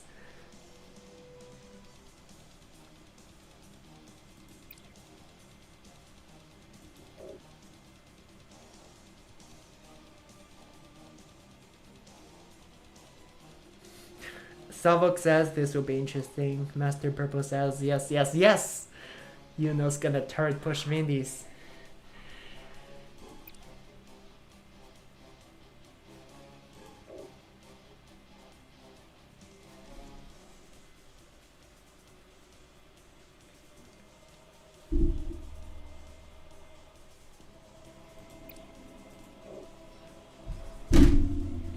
Yeah, we're just gonna be staring at the screen for 5 minutes. I'm gonna pull up the brackets again.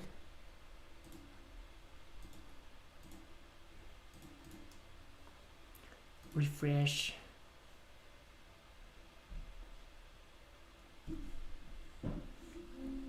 Okay, so Andre did say to Vindies to not lose to Edwin, not Yuno. Okay, but I doubt Edwin's gonna make it through here to fight Vindies at the very end. Yeah, nah. Okay, so Andre fighting Green Alerts. Took fighting Dutch. No results yet.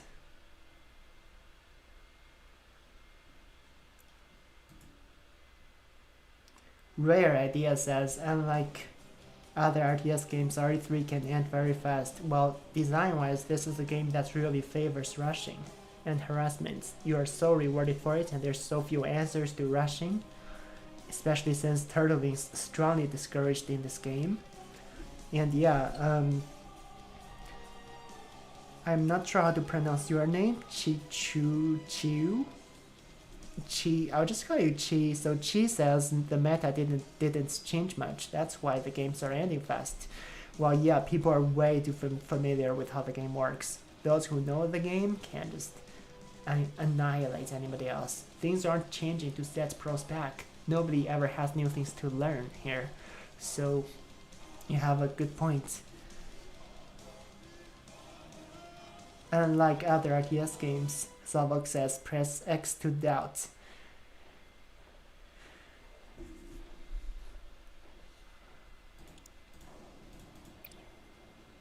Okay, so Tsuk won against Dutch. Whoa, that's a slam. Dutch is making Tsuk uploaded.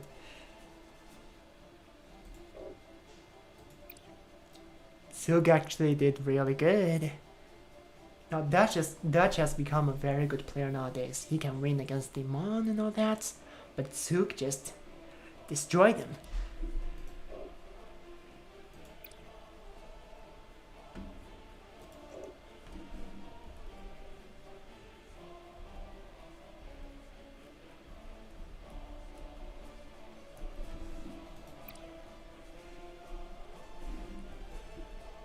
So who do you think is gonna make it to the finals?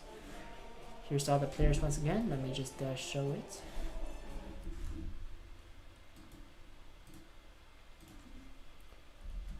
Now, obviously, I had very high hopes for Vindies, but Vindies is rusty right now. Hopefully, after all the losers brackets matches, he will regain his former glory.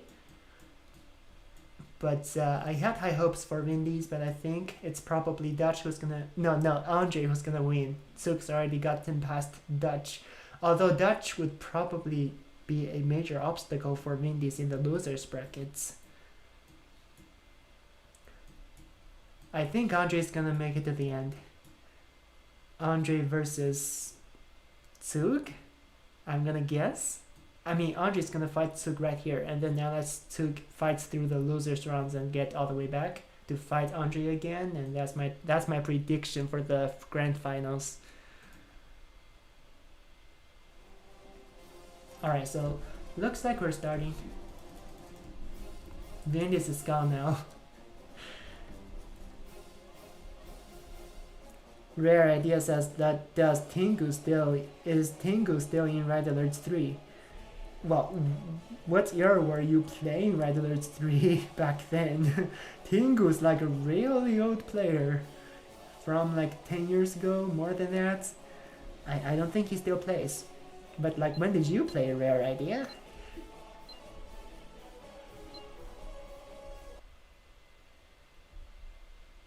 I saw Tengu a long time ago, the greatest Soviet player I have ever seen. Maybe he was better than Dimon at the time, a long time ago. Because I did hear that Dimon had to climb up to the top. But other than that, very exciting. Yuno versus Vindies. Yuno was of course a former Allied player. A very Dark Lord of the Sith. Or an apprentice. But yeah, he knows how to fight allies. On Battle Base Beta, they're probably gonna both go dual barracks to fight the center. Yuno's a bit slower than Vindies, surprisingly. Even though Yuno plays every single day, Vindies has the better muscle memories so far. Oh yeah, Yuno's like down a whole dog. Vindies will be reaching the garrisons first. Speed matters so much here. Oh, the Peacekeeper's almost gonna die. Now Vindies is gonna immediately fight over the other building. Okay. A dog here getting vision as well, whereas Yuno has not even got to diversify his army composition, so you can already see Vindies being on top, fighting over the center while getting scouting information at the same time. You can see that he is a very seasoned pro. But he is rusty, so do you think he can really beat Yuno? Is Yuno gonna turret push? Yes! Please turret push. Well, the dog's gonna spot it. Yuno does not even know there's dog up hills. Well, he's going to expand, and the dog's gonna block the expansion, and it's gonna divert Yuno's attention further. He's gonna have to go clear the dog. He is gonna do that, right? Anyways, looks like Yuno has slowed down his Peacekeeper productions now, planning to expand. Oh, he's pushing. He's actually pushing. He is being a good sport, staying true to his words. He is not staying true to his words. Well, it's just gonna be turrets in the middle, I guess, to help you contest. Yuno just now got his auto Derek. There's no reason for the delays there, so probably just a little slip. And now that's a good number of Peacekeepers heading into Yuno's base. Definitely gonna kill the auto Derek. Yuno's trying to respond by building more Peacekeepers of his own, and of course he has the defender's advantage, he'll be fine. Meanwhile, both players getting 30 refiners up. It's a bit even right now. Yuno walling fully, so the Peacekeepers can't do anything until there's a cryo shot. Nice garrison secure there. Able to clear out the auto Derek for sure. Wow, that's a lot of damage. Yuno's Peacekeepers are not really in position to clear the garrisons. Having your base garrisons all be taken like that is really gonna not do well. It's gonna limit where your units can go to. It's gonna take your auto Derek, and it's also getting constant vision in your base. Yuno should really be clearing those up. Okay, Vindies being very ambitious, getting all those javelin soldiers, even though Peacekeepers are right here to intercept. Javelins are actually trying to go there to kill a already dead auto Derek, but it's really gonna be pretty meaningless. Peacekeepers trying to clear the garrison, but they all died. Did not really have shields up. Actually only got a single javelin there. Alright, Vindicator from Vindies. Usually with allied mirrors you would go for a war factory, but Yuno is actually gonna push. Good job, Yuno, I'm proud of you. Normally I should be roasting turret pushers, but I challenged him to do it and he's doing it. Ooh, killed 3 javelins without dying. The javelins were not really standing close enough together, so they weren't able to kill Vindicator. But Cryocopter here, can Cryocopter fight turrets? Cryocopter versus turret push. That's the grand duel with Allied Cheese here. I mean, if Yuno drops any power plants, Cryocopter can freeze it.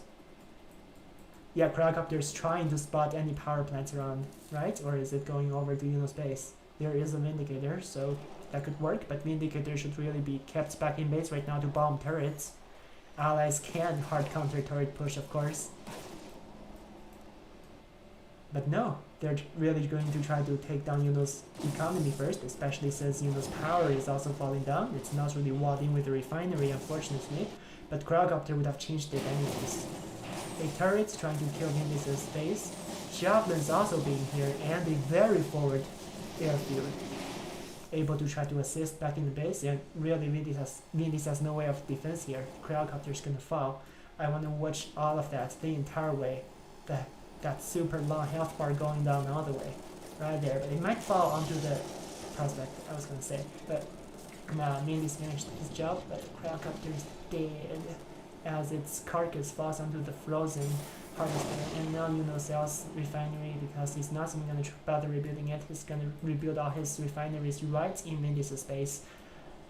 Riptides are trying to hold the infantries back, but of course Yuno can just inch forward a bit and drop another turret after he gets power back. So both players have lost a refinery so far. Two peacekeepers will actually chew through an entire refinery there. Cryo shots missed, but it did split up the Riptides, so now one of them will take critical damage. While they're pulled back, the infantry can try to break some walls, because Vindis does not have build radius here. Once the walls fall, he's not going to be able to rebuild. Of course, Riptides will come back to respond if Vindis is paying attention, which he isn't. Well, that's a free refinery given away. Now the Riptides are coming. Okay, looks like frozen wall, and now the refinery of Yuno's falling down. A harvester is getting shot at for some reason, even though the peacekeeper is being microed. But right here, Yuno is busy. He's lost all of his infantries, but he can really be building Vindicators, and he has Apollos to control air, so why wouldn't he do that? I hope Yuno still has enough money. He does not have money for a harvester right now. He's trying to rebuild a harvester because he is so out of cash. Yeah, he can't rebuild the refinery, and Vindis is keeping two more backline refineries. Yeah, it's over.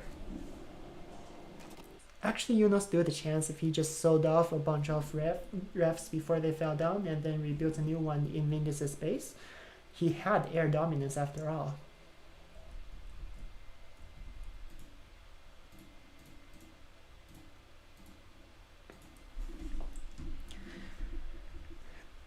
But yeah, Yuno actually did pretty good against Vindies. I think this matchup is going to be a lot more exciting than the ones before. Vindies has a pretty good opponent here. And again, Yuno turret pushed. We all should be congratulating Yuno on turret pushing and doing that well.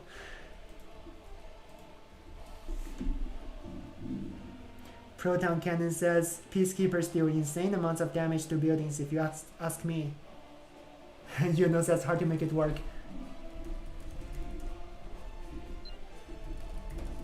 You don't have to. I don't want him to lose the tournaments just because of me.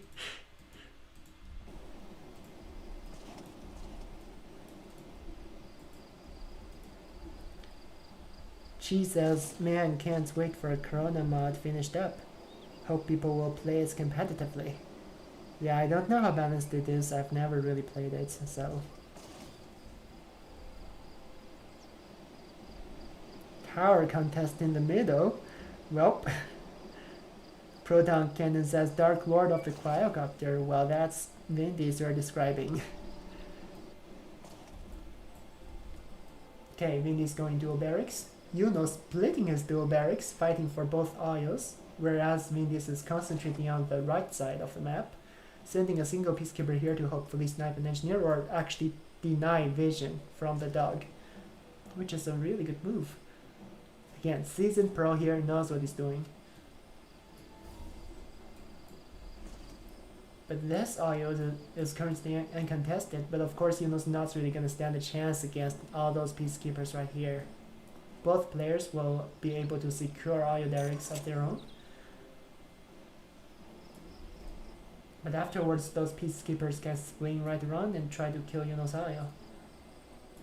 One of them is there for some reason. Yeah, Yuno kept his promise. He is a Chad. Ooh, actually getting a dog kill. Okay, there are enough peacekeepers now for Yuno's engineer to be held back. He really delayed that engineer there.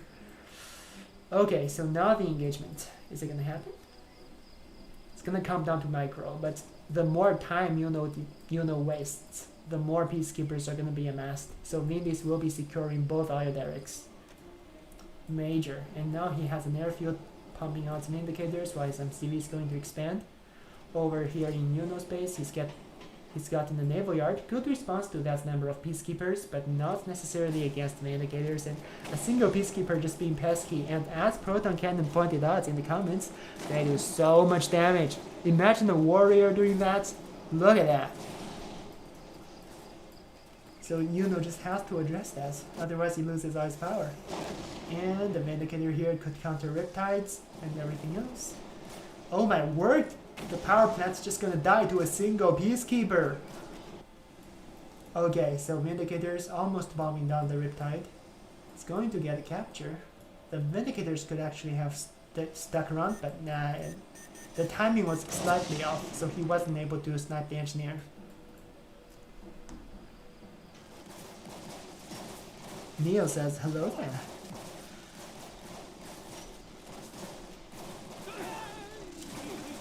Master X gives the lame response of hello instead of what you should be saying.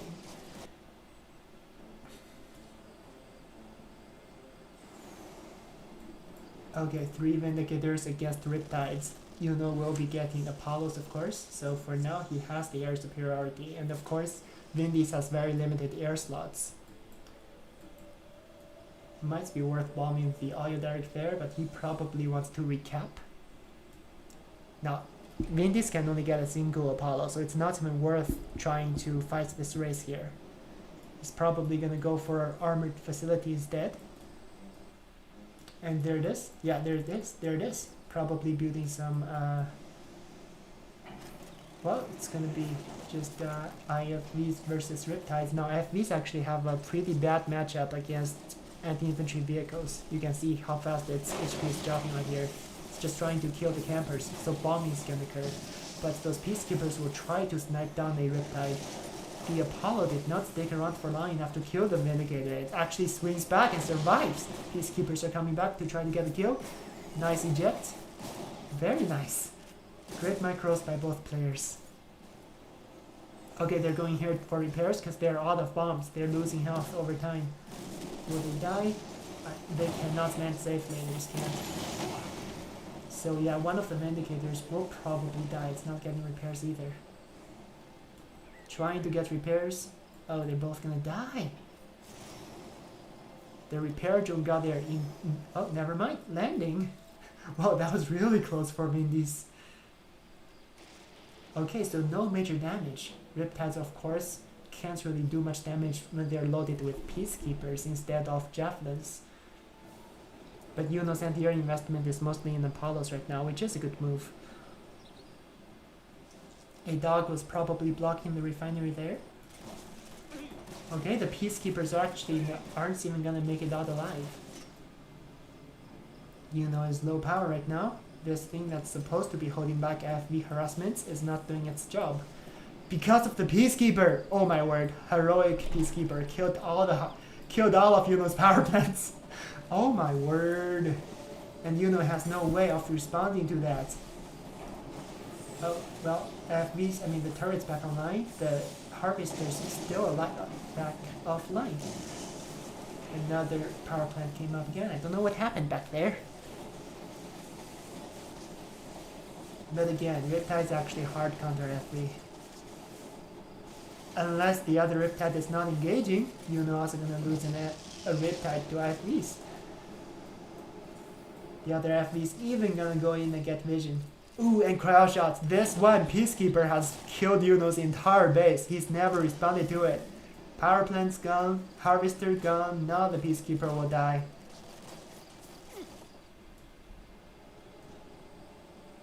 Alright, Yuno has lost 2 harvesters so far, while Vindies has 4 refineries. Vindies has the game in the bags now, unless he throws. The thing is, he does not have reliable anti-air against Apollos, but Yuno has also sold off his airfield, which was a good move to save money, to save power, and all that, but now he can't get more Apollos to contest with Cryocopter. Vindies does have a very strong economic backing for Cryocopter spam mainland. But he's probably taking to tier 3. Look at the slow build right there. It's gotta be tier 3. Okay, Cryocopter could potentially address this, although, I mean, the Vindicators can go in for the bomb. Apollos are the best counter right now, and a bunch of their guys managed to finish Vindis' water refinery. That's a very good start to climb back up, while Yuno also has another water refinery up. Riptides could potentially circle around to circumvent these turrets. Okay, the Shrink Ray has actually saved the day. Shrink Ray is just gonna enable one Riptide to kill the other. Actually still trying to build a harvester. That's how confident Vindies was in securing this refinery. And yeah, Cryocopter just finished that off. More engineers for the caps. Actually 2 engineers. Is he going for something sneakier? Sentry Bomber coming in. Vindies is totally just chilling now. Probably building Chronosphere. Well, actually Sentry Bombers were a good move here, because late game cleanup, when you have a major economic lead, those will just end the game. Unless there are that many Javelins coming in. Sentries will try to bomb the Javelins instead. Nice splits. Sentries are so bad at killing units. Now they're bulky though. They got all the way back. And the Spy IFV. Vindies is also known for spies. All sorts of unconventional strategies. Spies can one-shot infantries. But nothing's here to fight Yuno's Cryocopter. Dark Lord. Is he gonna turret push now? Okay. Cryo shots also counters turrets. That's one easy way to take out the turret, and Vindies has overextended himself with the sentry bombers. Just going for a refinery kill or something, because otherwise they're not getting any values. They can't defend. Actually, they're gonna kill 4 javelins. Nice. Well, I think that's going back. Well, now the Apollos are here. There's only 2 javelins to try to take down Apollos. The Peacekeepers will make it short work of that. So Vindies can potentially bribe. But instead, the Shrunken IFV actually has increased fire rate speed. So it's going. Wow, look at that damage on 2 Peacekeeper shots. But it was able to kill most of the infantry here. And now it dies. Okay, the sentry bombers still could perform miracles for Vindies. Needs to rebuild harvesters, which he's not doing. He's trying to pump out a lot of infantries without enough economy. Okay, ooh, actually using sentry bombers to deliver engineers. Never seen that happen ever. Ooh, of course they are outrun by Apollos. Apollo will not escape chase. Cryocopters coming in. 3 Cryocopters from Yuno.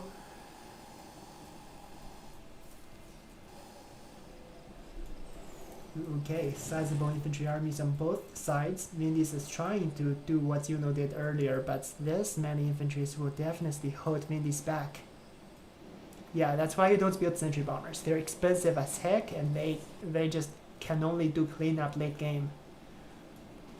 With Yuno having Apollos, those sentries would just die if they tried to sneak past to Yuno's back line. Okay, but they do try to kill a refinery there. Systems are damaged. That's not even necessary, because Cryo's right there to shrink the Athena cannon. So Yuno's instead going to be freezing his own units. Again, the lesson here. Cryo is something that destroys you. It's like drugs. Whoever uses Cryo destroys their own stuff. Anyways. Okay, Sentry's getting a kill here. Potentially going to actually do good things for Vindies. If he actually manages to get a bombing this way, to take down both armored facility and or refinery, preventing Yuno from building Athenas of his own. That would be really good. But not with 2 javelins around the air. Vindies should go in for the bombing. Let's see whether he does it. He has 4 Athenas anyways. A bombing like that would just seal the deal, but he's not going to position his sentries. Athena's actually block it. Athena can block those 3s, but Yuno still loses in that field. Looks like sentry's gonna take lives away. Quadcopters will be countering tier 3 relatively well. And Yuno's donating his heroic Apollo away. It is a lot of units to micro, so it's not easy. It looks like the players are making mistakes, but it's inevitable, so don't be judging. Okay, nice bomb, nice shields. The thing is, if you open your shields last minute, Vindicators can still kill your Athena. It's like a weird interaction, because they would be able to bomb beneath your shield, if your shield is that large. Hence you have to open shields preemptively against Vindicators. Athena's not really able to snap down the refinery for now. And of course allies countered cryo shots. Bunch of shrunken Athenas get kept shrunken, can't really approach because they have no range whatsoever. Great cryocopter micro. Now Vindis is getting his own cryo now. It's the contest of cryocopters. Nasty. It's gonna make me sick. I'm already sick, but watching this match is gonna make me sicker. Oh, so many cryocopters. But watching cryocopters get shots, well, but then it survived. Okay, the Athena's locked in place right now, but it does manage to escape in time. This call will not be recorded. No sentries are alive. Yeah, they did not get much values. Now it's gonna be both players spamming artilleries and cryocopters. Tanya coming out. It's gonna be Chronosphere. Tanya's waiting for a sentry bomber? Well, you might as well just shrink AIFV. Yeah, there you go. Okay, Tanya's gonna... Are we actually gonna see Tanya do something? Oh, that's not a construction yard. Yuno would have died if he went to a construction yard there. Ooh, Tanya getting frozen? Killed a bunch of peacekeepers and just teleported out. Quadcopters giving chase, can't really find where Tanya was. Alright.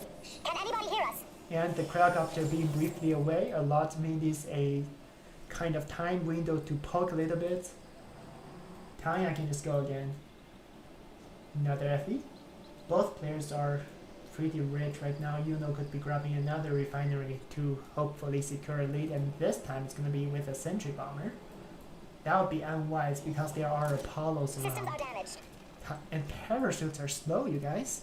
A Athena cannon trying to sneak past there, but Quadcopters can just address it, right? Why is the Quadcopter not shrinking anything? Shrinking it now. Nope, it's gonna freeze it for the kill. Shrink it. Anyways, okay, sentry bomber. Where's the sentry? Sentry bomber's circling around. Might just be satisfied with killing an expansion there. Tanya can't break walls, so going in there is not gonna do anything for you. Okay, the Athena got frozen and then killed. Vindies does go for the Tanya here to kill the expansion. Quadcopter's coming to finish her off. She tries to teleport away, but Peacekeeper will be promoted. Yep. Okay, so Yuno's even trying to grab the refinery on Vindis' end, just trying to get some sort of economic lead. Vindis is actually surprisingly low on Athena numbers. He did manage to take out the refinery, so Cryogeddon being fight there. Of course, Athena's just blocked Cryogeddon. The only way to defeat the allies is to become the allies. Trying to drop some bombs. No, you can't afford to throw away sentries like this. They're so expensive. So at this point, ooh, Cryogeddon on the base. Tanya here as well, getting frozen too. Well, there's no Athenas alive to block that. the infantry army will probably be in time to finish Tanya as well as everything else, unless Tanya comes alive right now. Nope, getting frozen, making sure to seal her fate. Oh, Yuno is gonna come on top this time. Ooh, actually very good points here. A new sentry bomber. Vindies is just wasting so much money on sentry bombers. Ooh, my word! Imagine there being a cryogeddon saved up for it, instead of wasting the cryogeddon earlier on the shields. That aircraft carrier is the way to come back. Alice just have so many tools in their arsenal. But now Chronosphere is up, but you gotta fire the Chronosphere to get the bounty money. Let's see whether Yuno is merciful enough to let Vindies survive until he gets to teleport those guys. Nope. Low power Chronosphere is dead, and the thing they're trying to hold back the satellite shots. Oh, that's just bullying. So many Athenas coming for the aircraft carrier. Fire EMP again. Yeah, there's a long delay on that. Alright, Vindies gave up. Yuno won, but he did not third push. Oh, I told him not to. But, wow. Maybe Yuno only lost the very first game because he was third pushing. Splendid job. I think Vindies would have done really well if he wasn't wasting money on sentry bombers. Or if the sentries actually tried to kill the base refineries, and then Yuno wouldn't really have the build radius to go back to rebuild those. He would have to give up tier 3 production to go back and rebuild those refineries, which would set him back so much. So sentries could really have been used better. Trying to use them to drop bombs on javelins was just really a desperate move that wasn't gonna accomplish a whole lot, and was a huge waste of sentries values. Okay, let's try not to move up. Let's try not to miss out on the next match.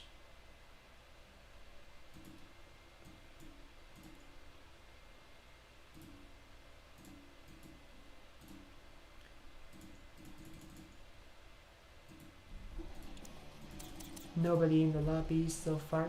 2 rooms hosted. Dutch wants to fight Vindies.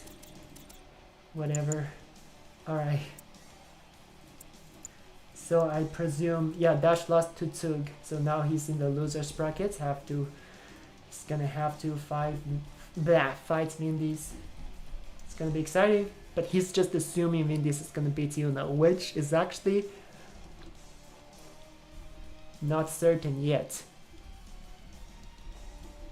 Okay, Yuno definitely knows this map. He plays very avidly, whereas Vindies may not have ever even seen this map. I feel like Yuno has a really good chance of winning. The thing is, players go into this map assuming it's gonna be like Snowplow. It's gonna be allied favored. It's a snowy map with 2 long passageways over there and a single lane directly to the other person's base. Refineries here, you'd think you would want to secure the center, except as allies against many other factions you can't be doing that because there are a ton of garrisons in the middle. It's really hard for allies to be fighting over that. Oh, Vindies is picking maps because he lost. So yeah, Vindies is gonna try to go to a map he actually knows how to play on.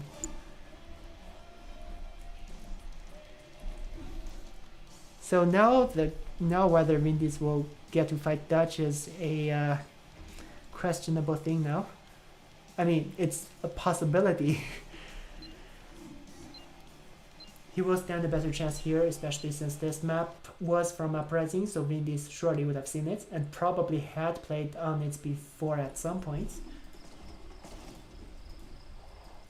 Alright, so on this map, you would want to go for a lot of infantries. Infantries can grab garrisons all over the place, grant you a lot of dominance on the map. So I would go for dual barracks here, of course the first one being there to secure the oil. Vindies is not dropping his barracks near the oil derrick, so clearly Yuno knows the map better. Alright, Yuno actually only goes for 1 barracks. It's a very infantry heavy map here. Let's see whether that comes to bite him. He might be going for just a lot of economy. Now, what I was talking about earlier, you wall off one thing, then you drop the refinery elsewhere, so no dogs can block anything. As the dog was trying to. But Yuno actually circled this dog around, teaching his dogs nice tricks. Okay, he will not be able to hold back on those peacekeepers, and those guys can secure the high ground and kill the oil. And this is also Yuno's expansion spot. Once this is blocked, Yuno's gonna be so far behind economically. Yeah, you want to spam peacekeepers here. Now, Yuno actually managed to get an armored facility first, anticipating possibly Vindicators, while this also allows him to kind of counter peacekeepers with a sort of IFV modification. So IFVs are actually pretty versatile in ABA. So Vindies will not be going airfield right now. He's probably looking to expand. I mean, with this many infantries having garrisons everywhere, he actually does opt to go airfield. This is a big map, so it could work.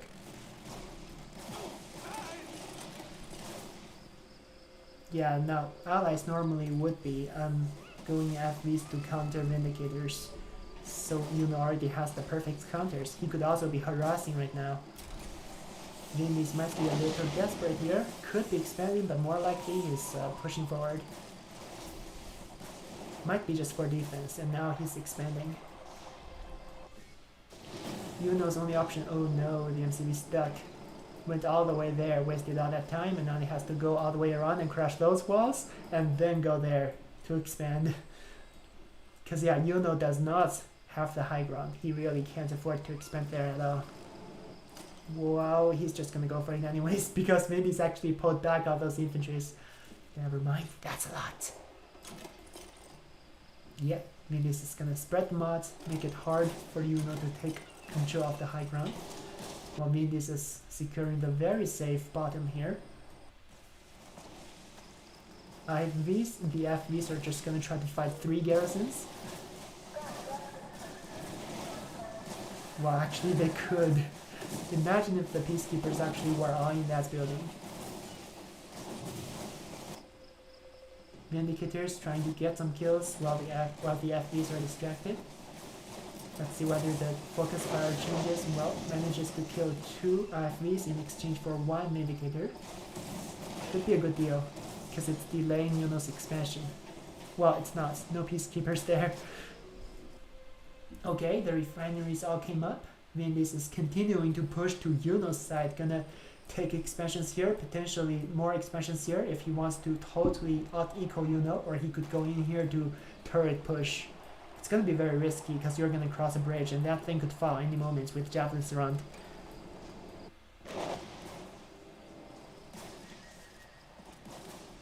Okay, doing good, harassing. The harvester might die, given that there are vindicators. Yeah, it's dead. Yeah, it would be difficult for Yuno to secure it, an expansion like that. He did not even wall the thing off, so now the peacekeepers have free rule. Okay, Vindies will actually go for the naval expansions here. A little greedy, but it's going to be a great way to secure his lead. Right now, Yuno's still trying to get his 3rd refinery back up, or at least secure it. While Vindies has a 3rd refinery running, soon to be 4th and 5th. A naval yard to protect this further. Yuno can't even harass it if he even had means to. Of course, War Factory could transition into naval. You could get Riptides, and those things are great water refinery killers. Peacekeepers are still alive? Oh my word, look at the shields. That's like 2 Peacekeeper IFVs firing at them.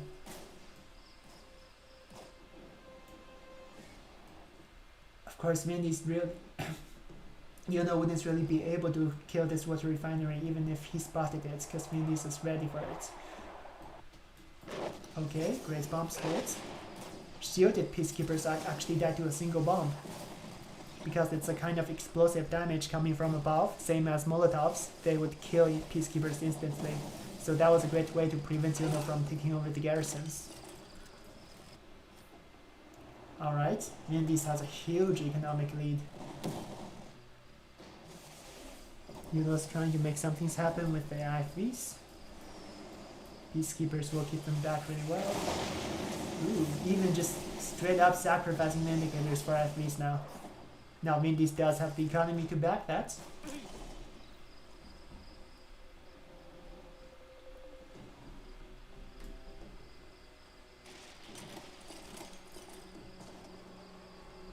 Neo says aircraft carrier spam on some maps is just death. Well, you don't even need to spam aircraft carriers, you just need one of them to EMP and then Cryogeddon, and it's game over. Or even without Cryogeddon, if you had a good army against your opponents but you couldn't really push in, EMP them and you just kill them all. Aircraft carriers are pretty expensive, so you would usually just build one. In a normal 1v1 match, of course, but like on Carvio, yeah, you're gonna spam. Okay, waiting for the Harvester to enter the refinery first before dropping bombs onto the refinery as well. So now Yuno can't even afford to move away from this spot because the refinery is gonna fall. Vindies has, oh my word, how many refineries? 6. That's double Yuno's economy right now. Yuno's trying to go into harass some base refineries. It's probably gonna work out for him, but the Harvester actually runs out. If the FVs were, well, they're instead going to be camping the airfields trying to get some kills. That could be good, but Vindies is so far ahead at this point. I believe Dutch's prediction that he's gonna be fighting Vindies is gonna come true. Vindies is actually rebuilding the Harvester already. He could be moving the Harvester up here to expand and grab even more economy. He does not really have the army to maintain that, of course, and those look, he has refineries all over the map. Those are too spread out for him to defend. So right now he has a stronghold here, but he cannot adequately defend his own base. It's a natural anti-snowballing feature in RTS games. If you're able to capture that many points on the map, it's gonna be way harder for you to defend them all. But Yuno so far just has a ground-based army. Was not really trying to expand more or trying anything ambitious. He's probably not even aware of what kind of economic situation Vindies has right now. He was probably assuming those are all of Vindies' economies, and Vindies is not really showing any other units. So Yuno might even think he was in the lead. But of course the MCV was not here, so there might be a Harvester here for Yuno to fight, and now he's gonna realize, whoops. And now he will probably try something drastic, like tier 3. Yeah, tier 3, he was already on it. Okay, a sub destroyer coming over to defend. Well, they're not a very good defensive force. Yuno should probably try to kill a refinery before he goes away. Oh, once the bridge breaks, no reinforcements can come over. Yuno could potentially go over and grab Vindis' space. And then you have a very bizarre kind of spread out kind of duel. Yuno trying to secure the naval now, knowing that Vindies definitely has naval forces. And of course he could get aircraft carriers. Not sure if he has the economy for it. But yeah, the bridge break there was perfect. Now he actually takes down Vindis' main base. Well, that's his main base now, but where's the Chronosphere? Oh no, actually losing all the peacekeepers to a Harvester. Another Harvester coming as well, but it was not even necessary. Yeah, Harvesters are always gonna be Yuno's biggest nightmare. My Harvesters actually killed his MCV twice, for some reason. And now this Harvester just ended Yuno's infantry army. Okay, a sub-destroyer also punching at Yuno's main base. He has nothing to defend against that. No air forces to bomb. And some airfields would actually be so good against the sub-destroyers. Should have anticipated a sub-destroyers being sent to his base. Because all of Vindis' army is naval based. He has no way of land anti-air right now. Two Dolphins trying to body the whole army of Vindies. If their hop micro is good enough, they could survive. Nice. But the other Vindicator can just come in right now and finish him off. Actually gonna grab... Oh, no. They all died. More Dolphins coming in. I don't think weapon jammers work on Dolphins. Well, they'll get some kills, but it's definitely not enough as an assault destroyer is not even being built. Well, Dolphins have to be micro-built. Oh, if he gets 3 Vindicator kills here, that's gonna be good. Dolphin hops again. Yuno did not manage to finish off Vindis' remnants. Now Vindis is back to 6 refineries. Now Yuno's trying to take this spot, so he's catching up a little bit economically. Especially since he actually killed 2 harvesters. Oh no, and now Yuno loses his... Oh! Vindis throws himself again. Cryo destroys the user as well as the victim. Vindis froze himself. Let's see whether he thaws before the refinery thaws. Oh no, he failed. Yuno has a chance. Spectrum Tower from Vindis, killing Yuno's space right there. Whoa, that's a turret push. Okay, yeah, that's Riptide, just failed his mission. He's just lugging around. Okay, Yuno trying to clear this refinery here. The bridge was never broken. Spectrum Tower plus turrets, a bit of an overkill. But Vindis has the money. Does he have 2 MCVs? Nope. Oh, that garrison is actually gonna allow you to take down the refinery there, so nice. Okay, killing all of Yuno's power plants. Yeah, I don't think Yuno can come back from this. He just has 4 Dolphins and 2 Hydrophiles in case of any assault destroyers. Well, this Riptide is still doing things. Yuno has nothing for it. If there's only Vindicators on his end, the assault destroyer would not have worked out. This would not have worked out. Those would have been bombed down. Yuno really should have gone for airfield. Instead, he's trying to fight Vindis' strongest force, which is his naval. Vindis has not done anything aggressive with his carriers yet. He's probably trying to get adequate defense protection on his carriers before going in for the killing blow. Okay, so those guys are gonna camp Vindicators. Dolphins are trying to kill some Vindies here. Okay, but no Hydrophiles on Hydrophiles. Yuno's outnumbered. Okay, now Hydrophiles are gonna... Ooh, nice micro back. Okay, got a single Hydrophile kill. Could have gone way worse for Yuno. Yuno says good game. And now... Green, Master Purple says green failed against Andre 2-1. And now Vindis is gonna fight Andre now. You guys can go send your condolences to Yuno. He did good. He did really good. And he also turret pushed as I wanted him to. So make sure you guys send him some love. We'll go watch Vindies fight Dutch now.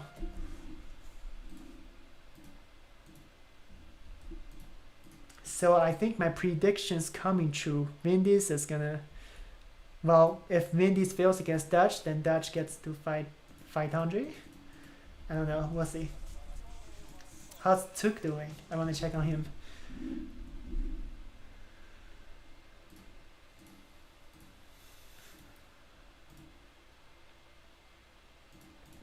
Okay, so right now, Vindies is here, gonna fight Dutch. Tuk is waiting for Andre still.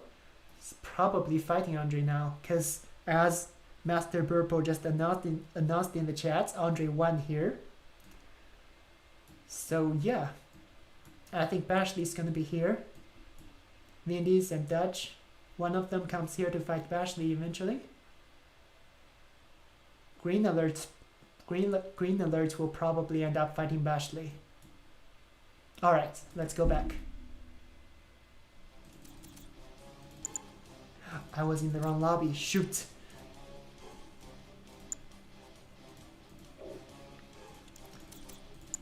Okay, so I think I need a break. It's getting really difficult for me to talk. I'll go blow my nose.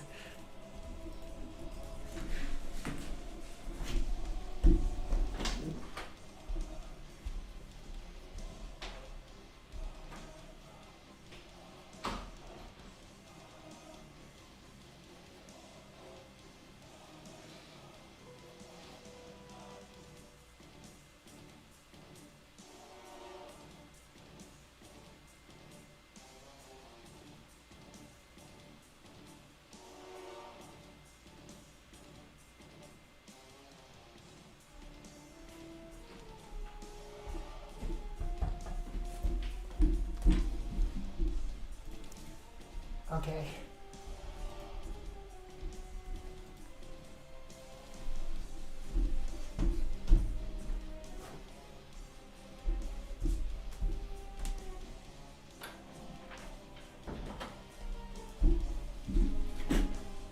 Okay, I don't know whether Vindies has fought Dutch before. I'm pretty sure they had dueled before, but Vindies just hasn't been around, and Dutch is a new rising star in the scene. Oh, Proton Cannon says Green Alert tied with Andre right now on the Icebreaker. So one more match before we see who comes on top. Green Alert is doing so well, oh my word. Has Andre been playing Soviets? I mean, if he's desperate enough, he's gonna turret push with allies again.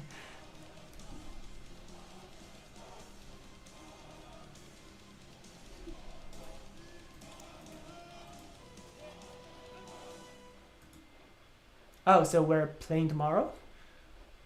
That's, yeah, we're in the losers brackets. So, no rage set today. The announcement says tomorrow, today, tomorrow. Announcement says tomorrow, just to further confuse things. Hydrophile versus Hydrophile, the ultimate stalemate, says Proton Cannon.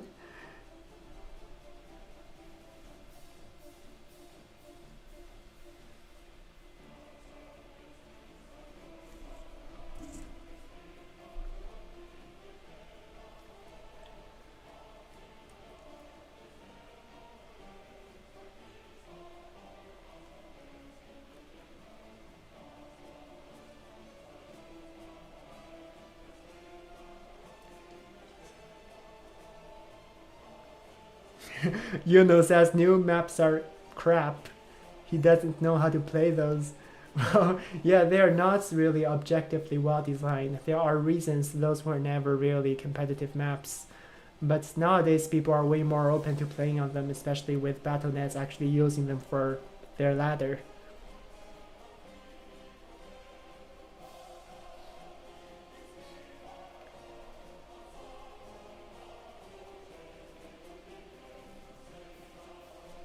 So looks like Sybert is still with Zads. Hope they're having a good time there. Probably getting used to dual casting.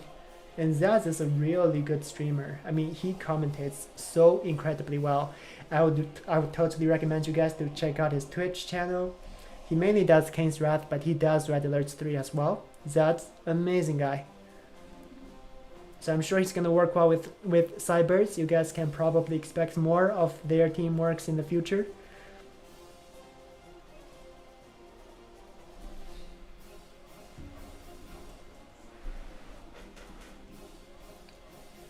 Okay, so if Vindies is not playing Dutch Army, I might go over to Sybert's stream. Because at this point, the player pool has thinned down enough for there to not be enough matches going on at the same time. So if this one is not going on, I'll close this stream and go cast with Sybert. We don't know how 3 casters would work, because that's the main concern, is that it's gonna lack for players with 3 observers there. But we'll see how it goes.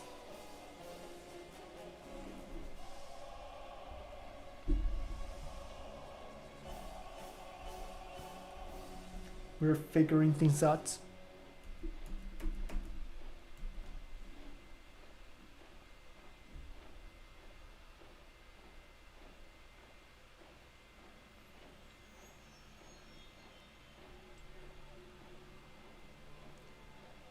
Okay, wow, we got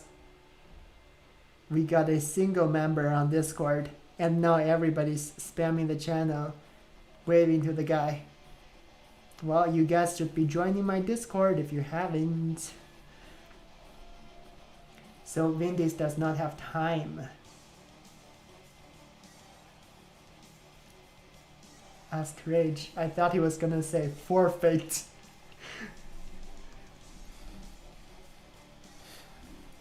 Yuno's responding to the meme about a peacekeeper killing his entire base.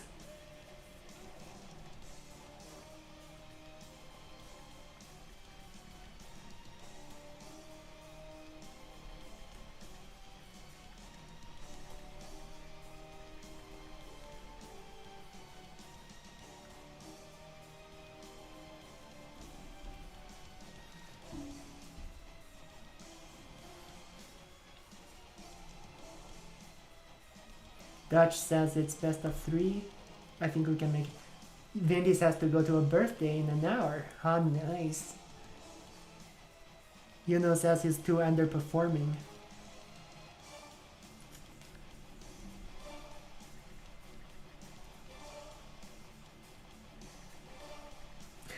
Yeah, Yuno won the game. He totally did great.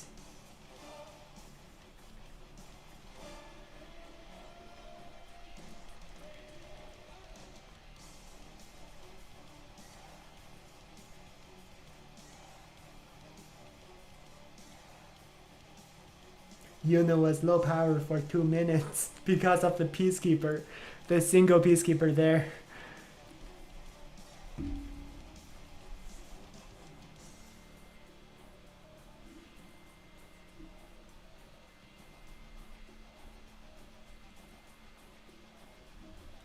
Wanna go 1? Whoa, a single game deciding who comes on top? That's a gamble.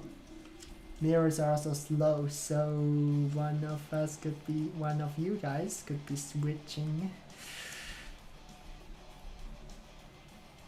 Well, time is on Dutch's side.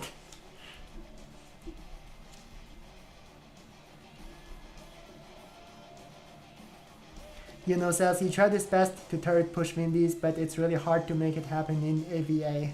That's definitely true. Allies can counter allied jazz. All the crap that allies throw at others, being allies would save you from all of it. The only way to defeat the allies is to become the allies. Not encouraging anybody to switch to allied main, but it's just true.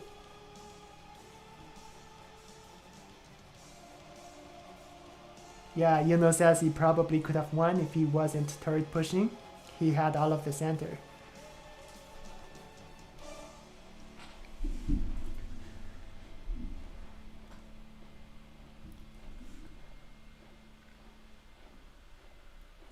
Okay, so we're gonna have one game with Vindies, and then he might go to a birthday party.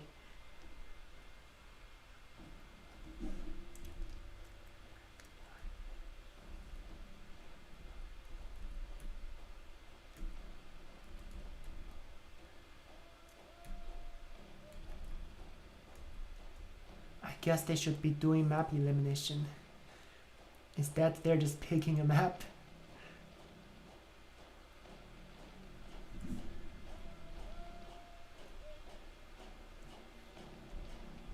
Okay, they just agreed to play Battle-Based Beta. So far, nobody's done the new map elimination yet. You can tell how popular it is among players.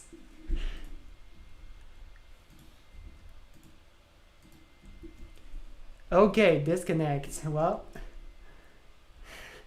Well, time is on Dutch's side.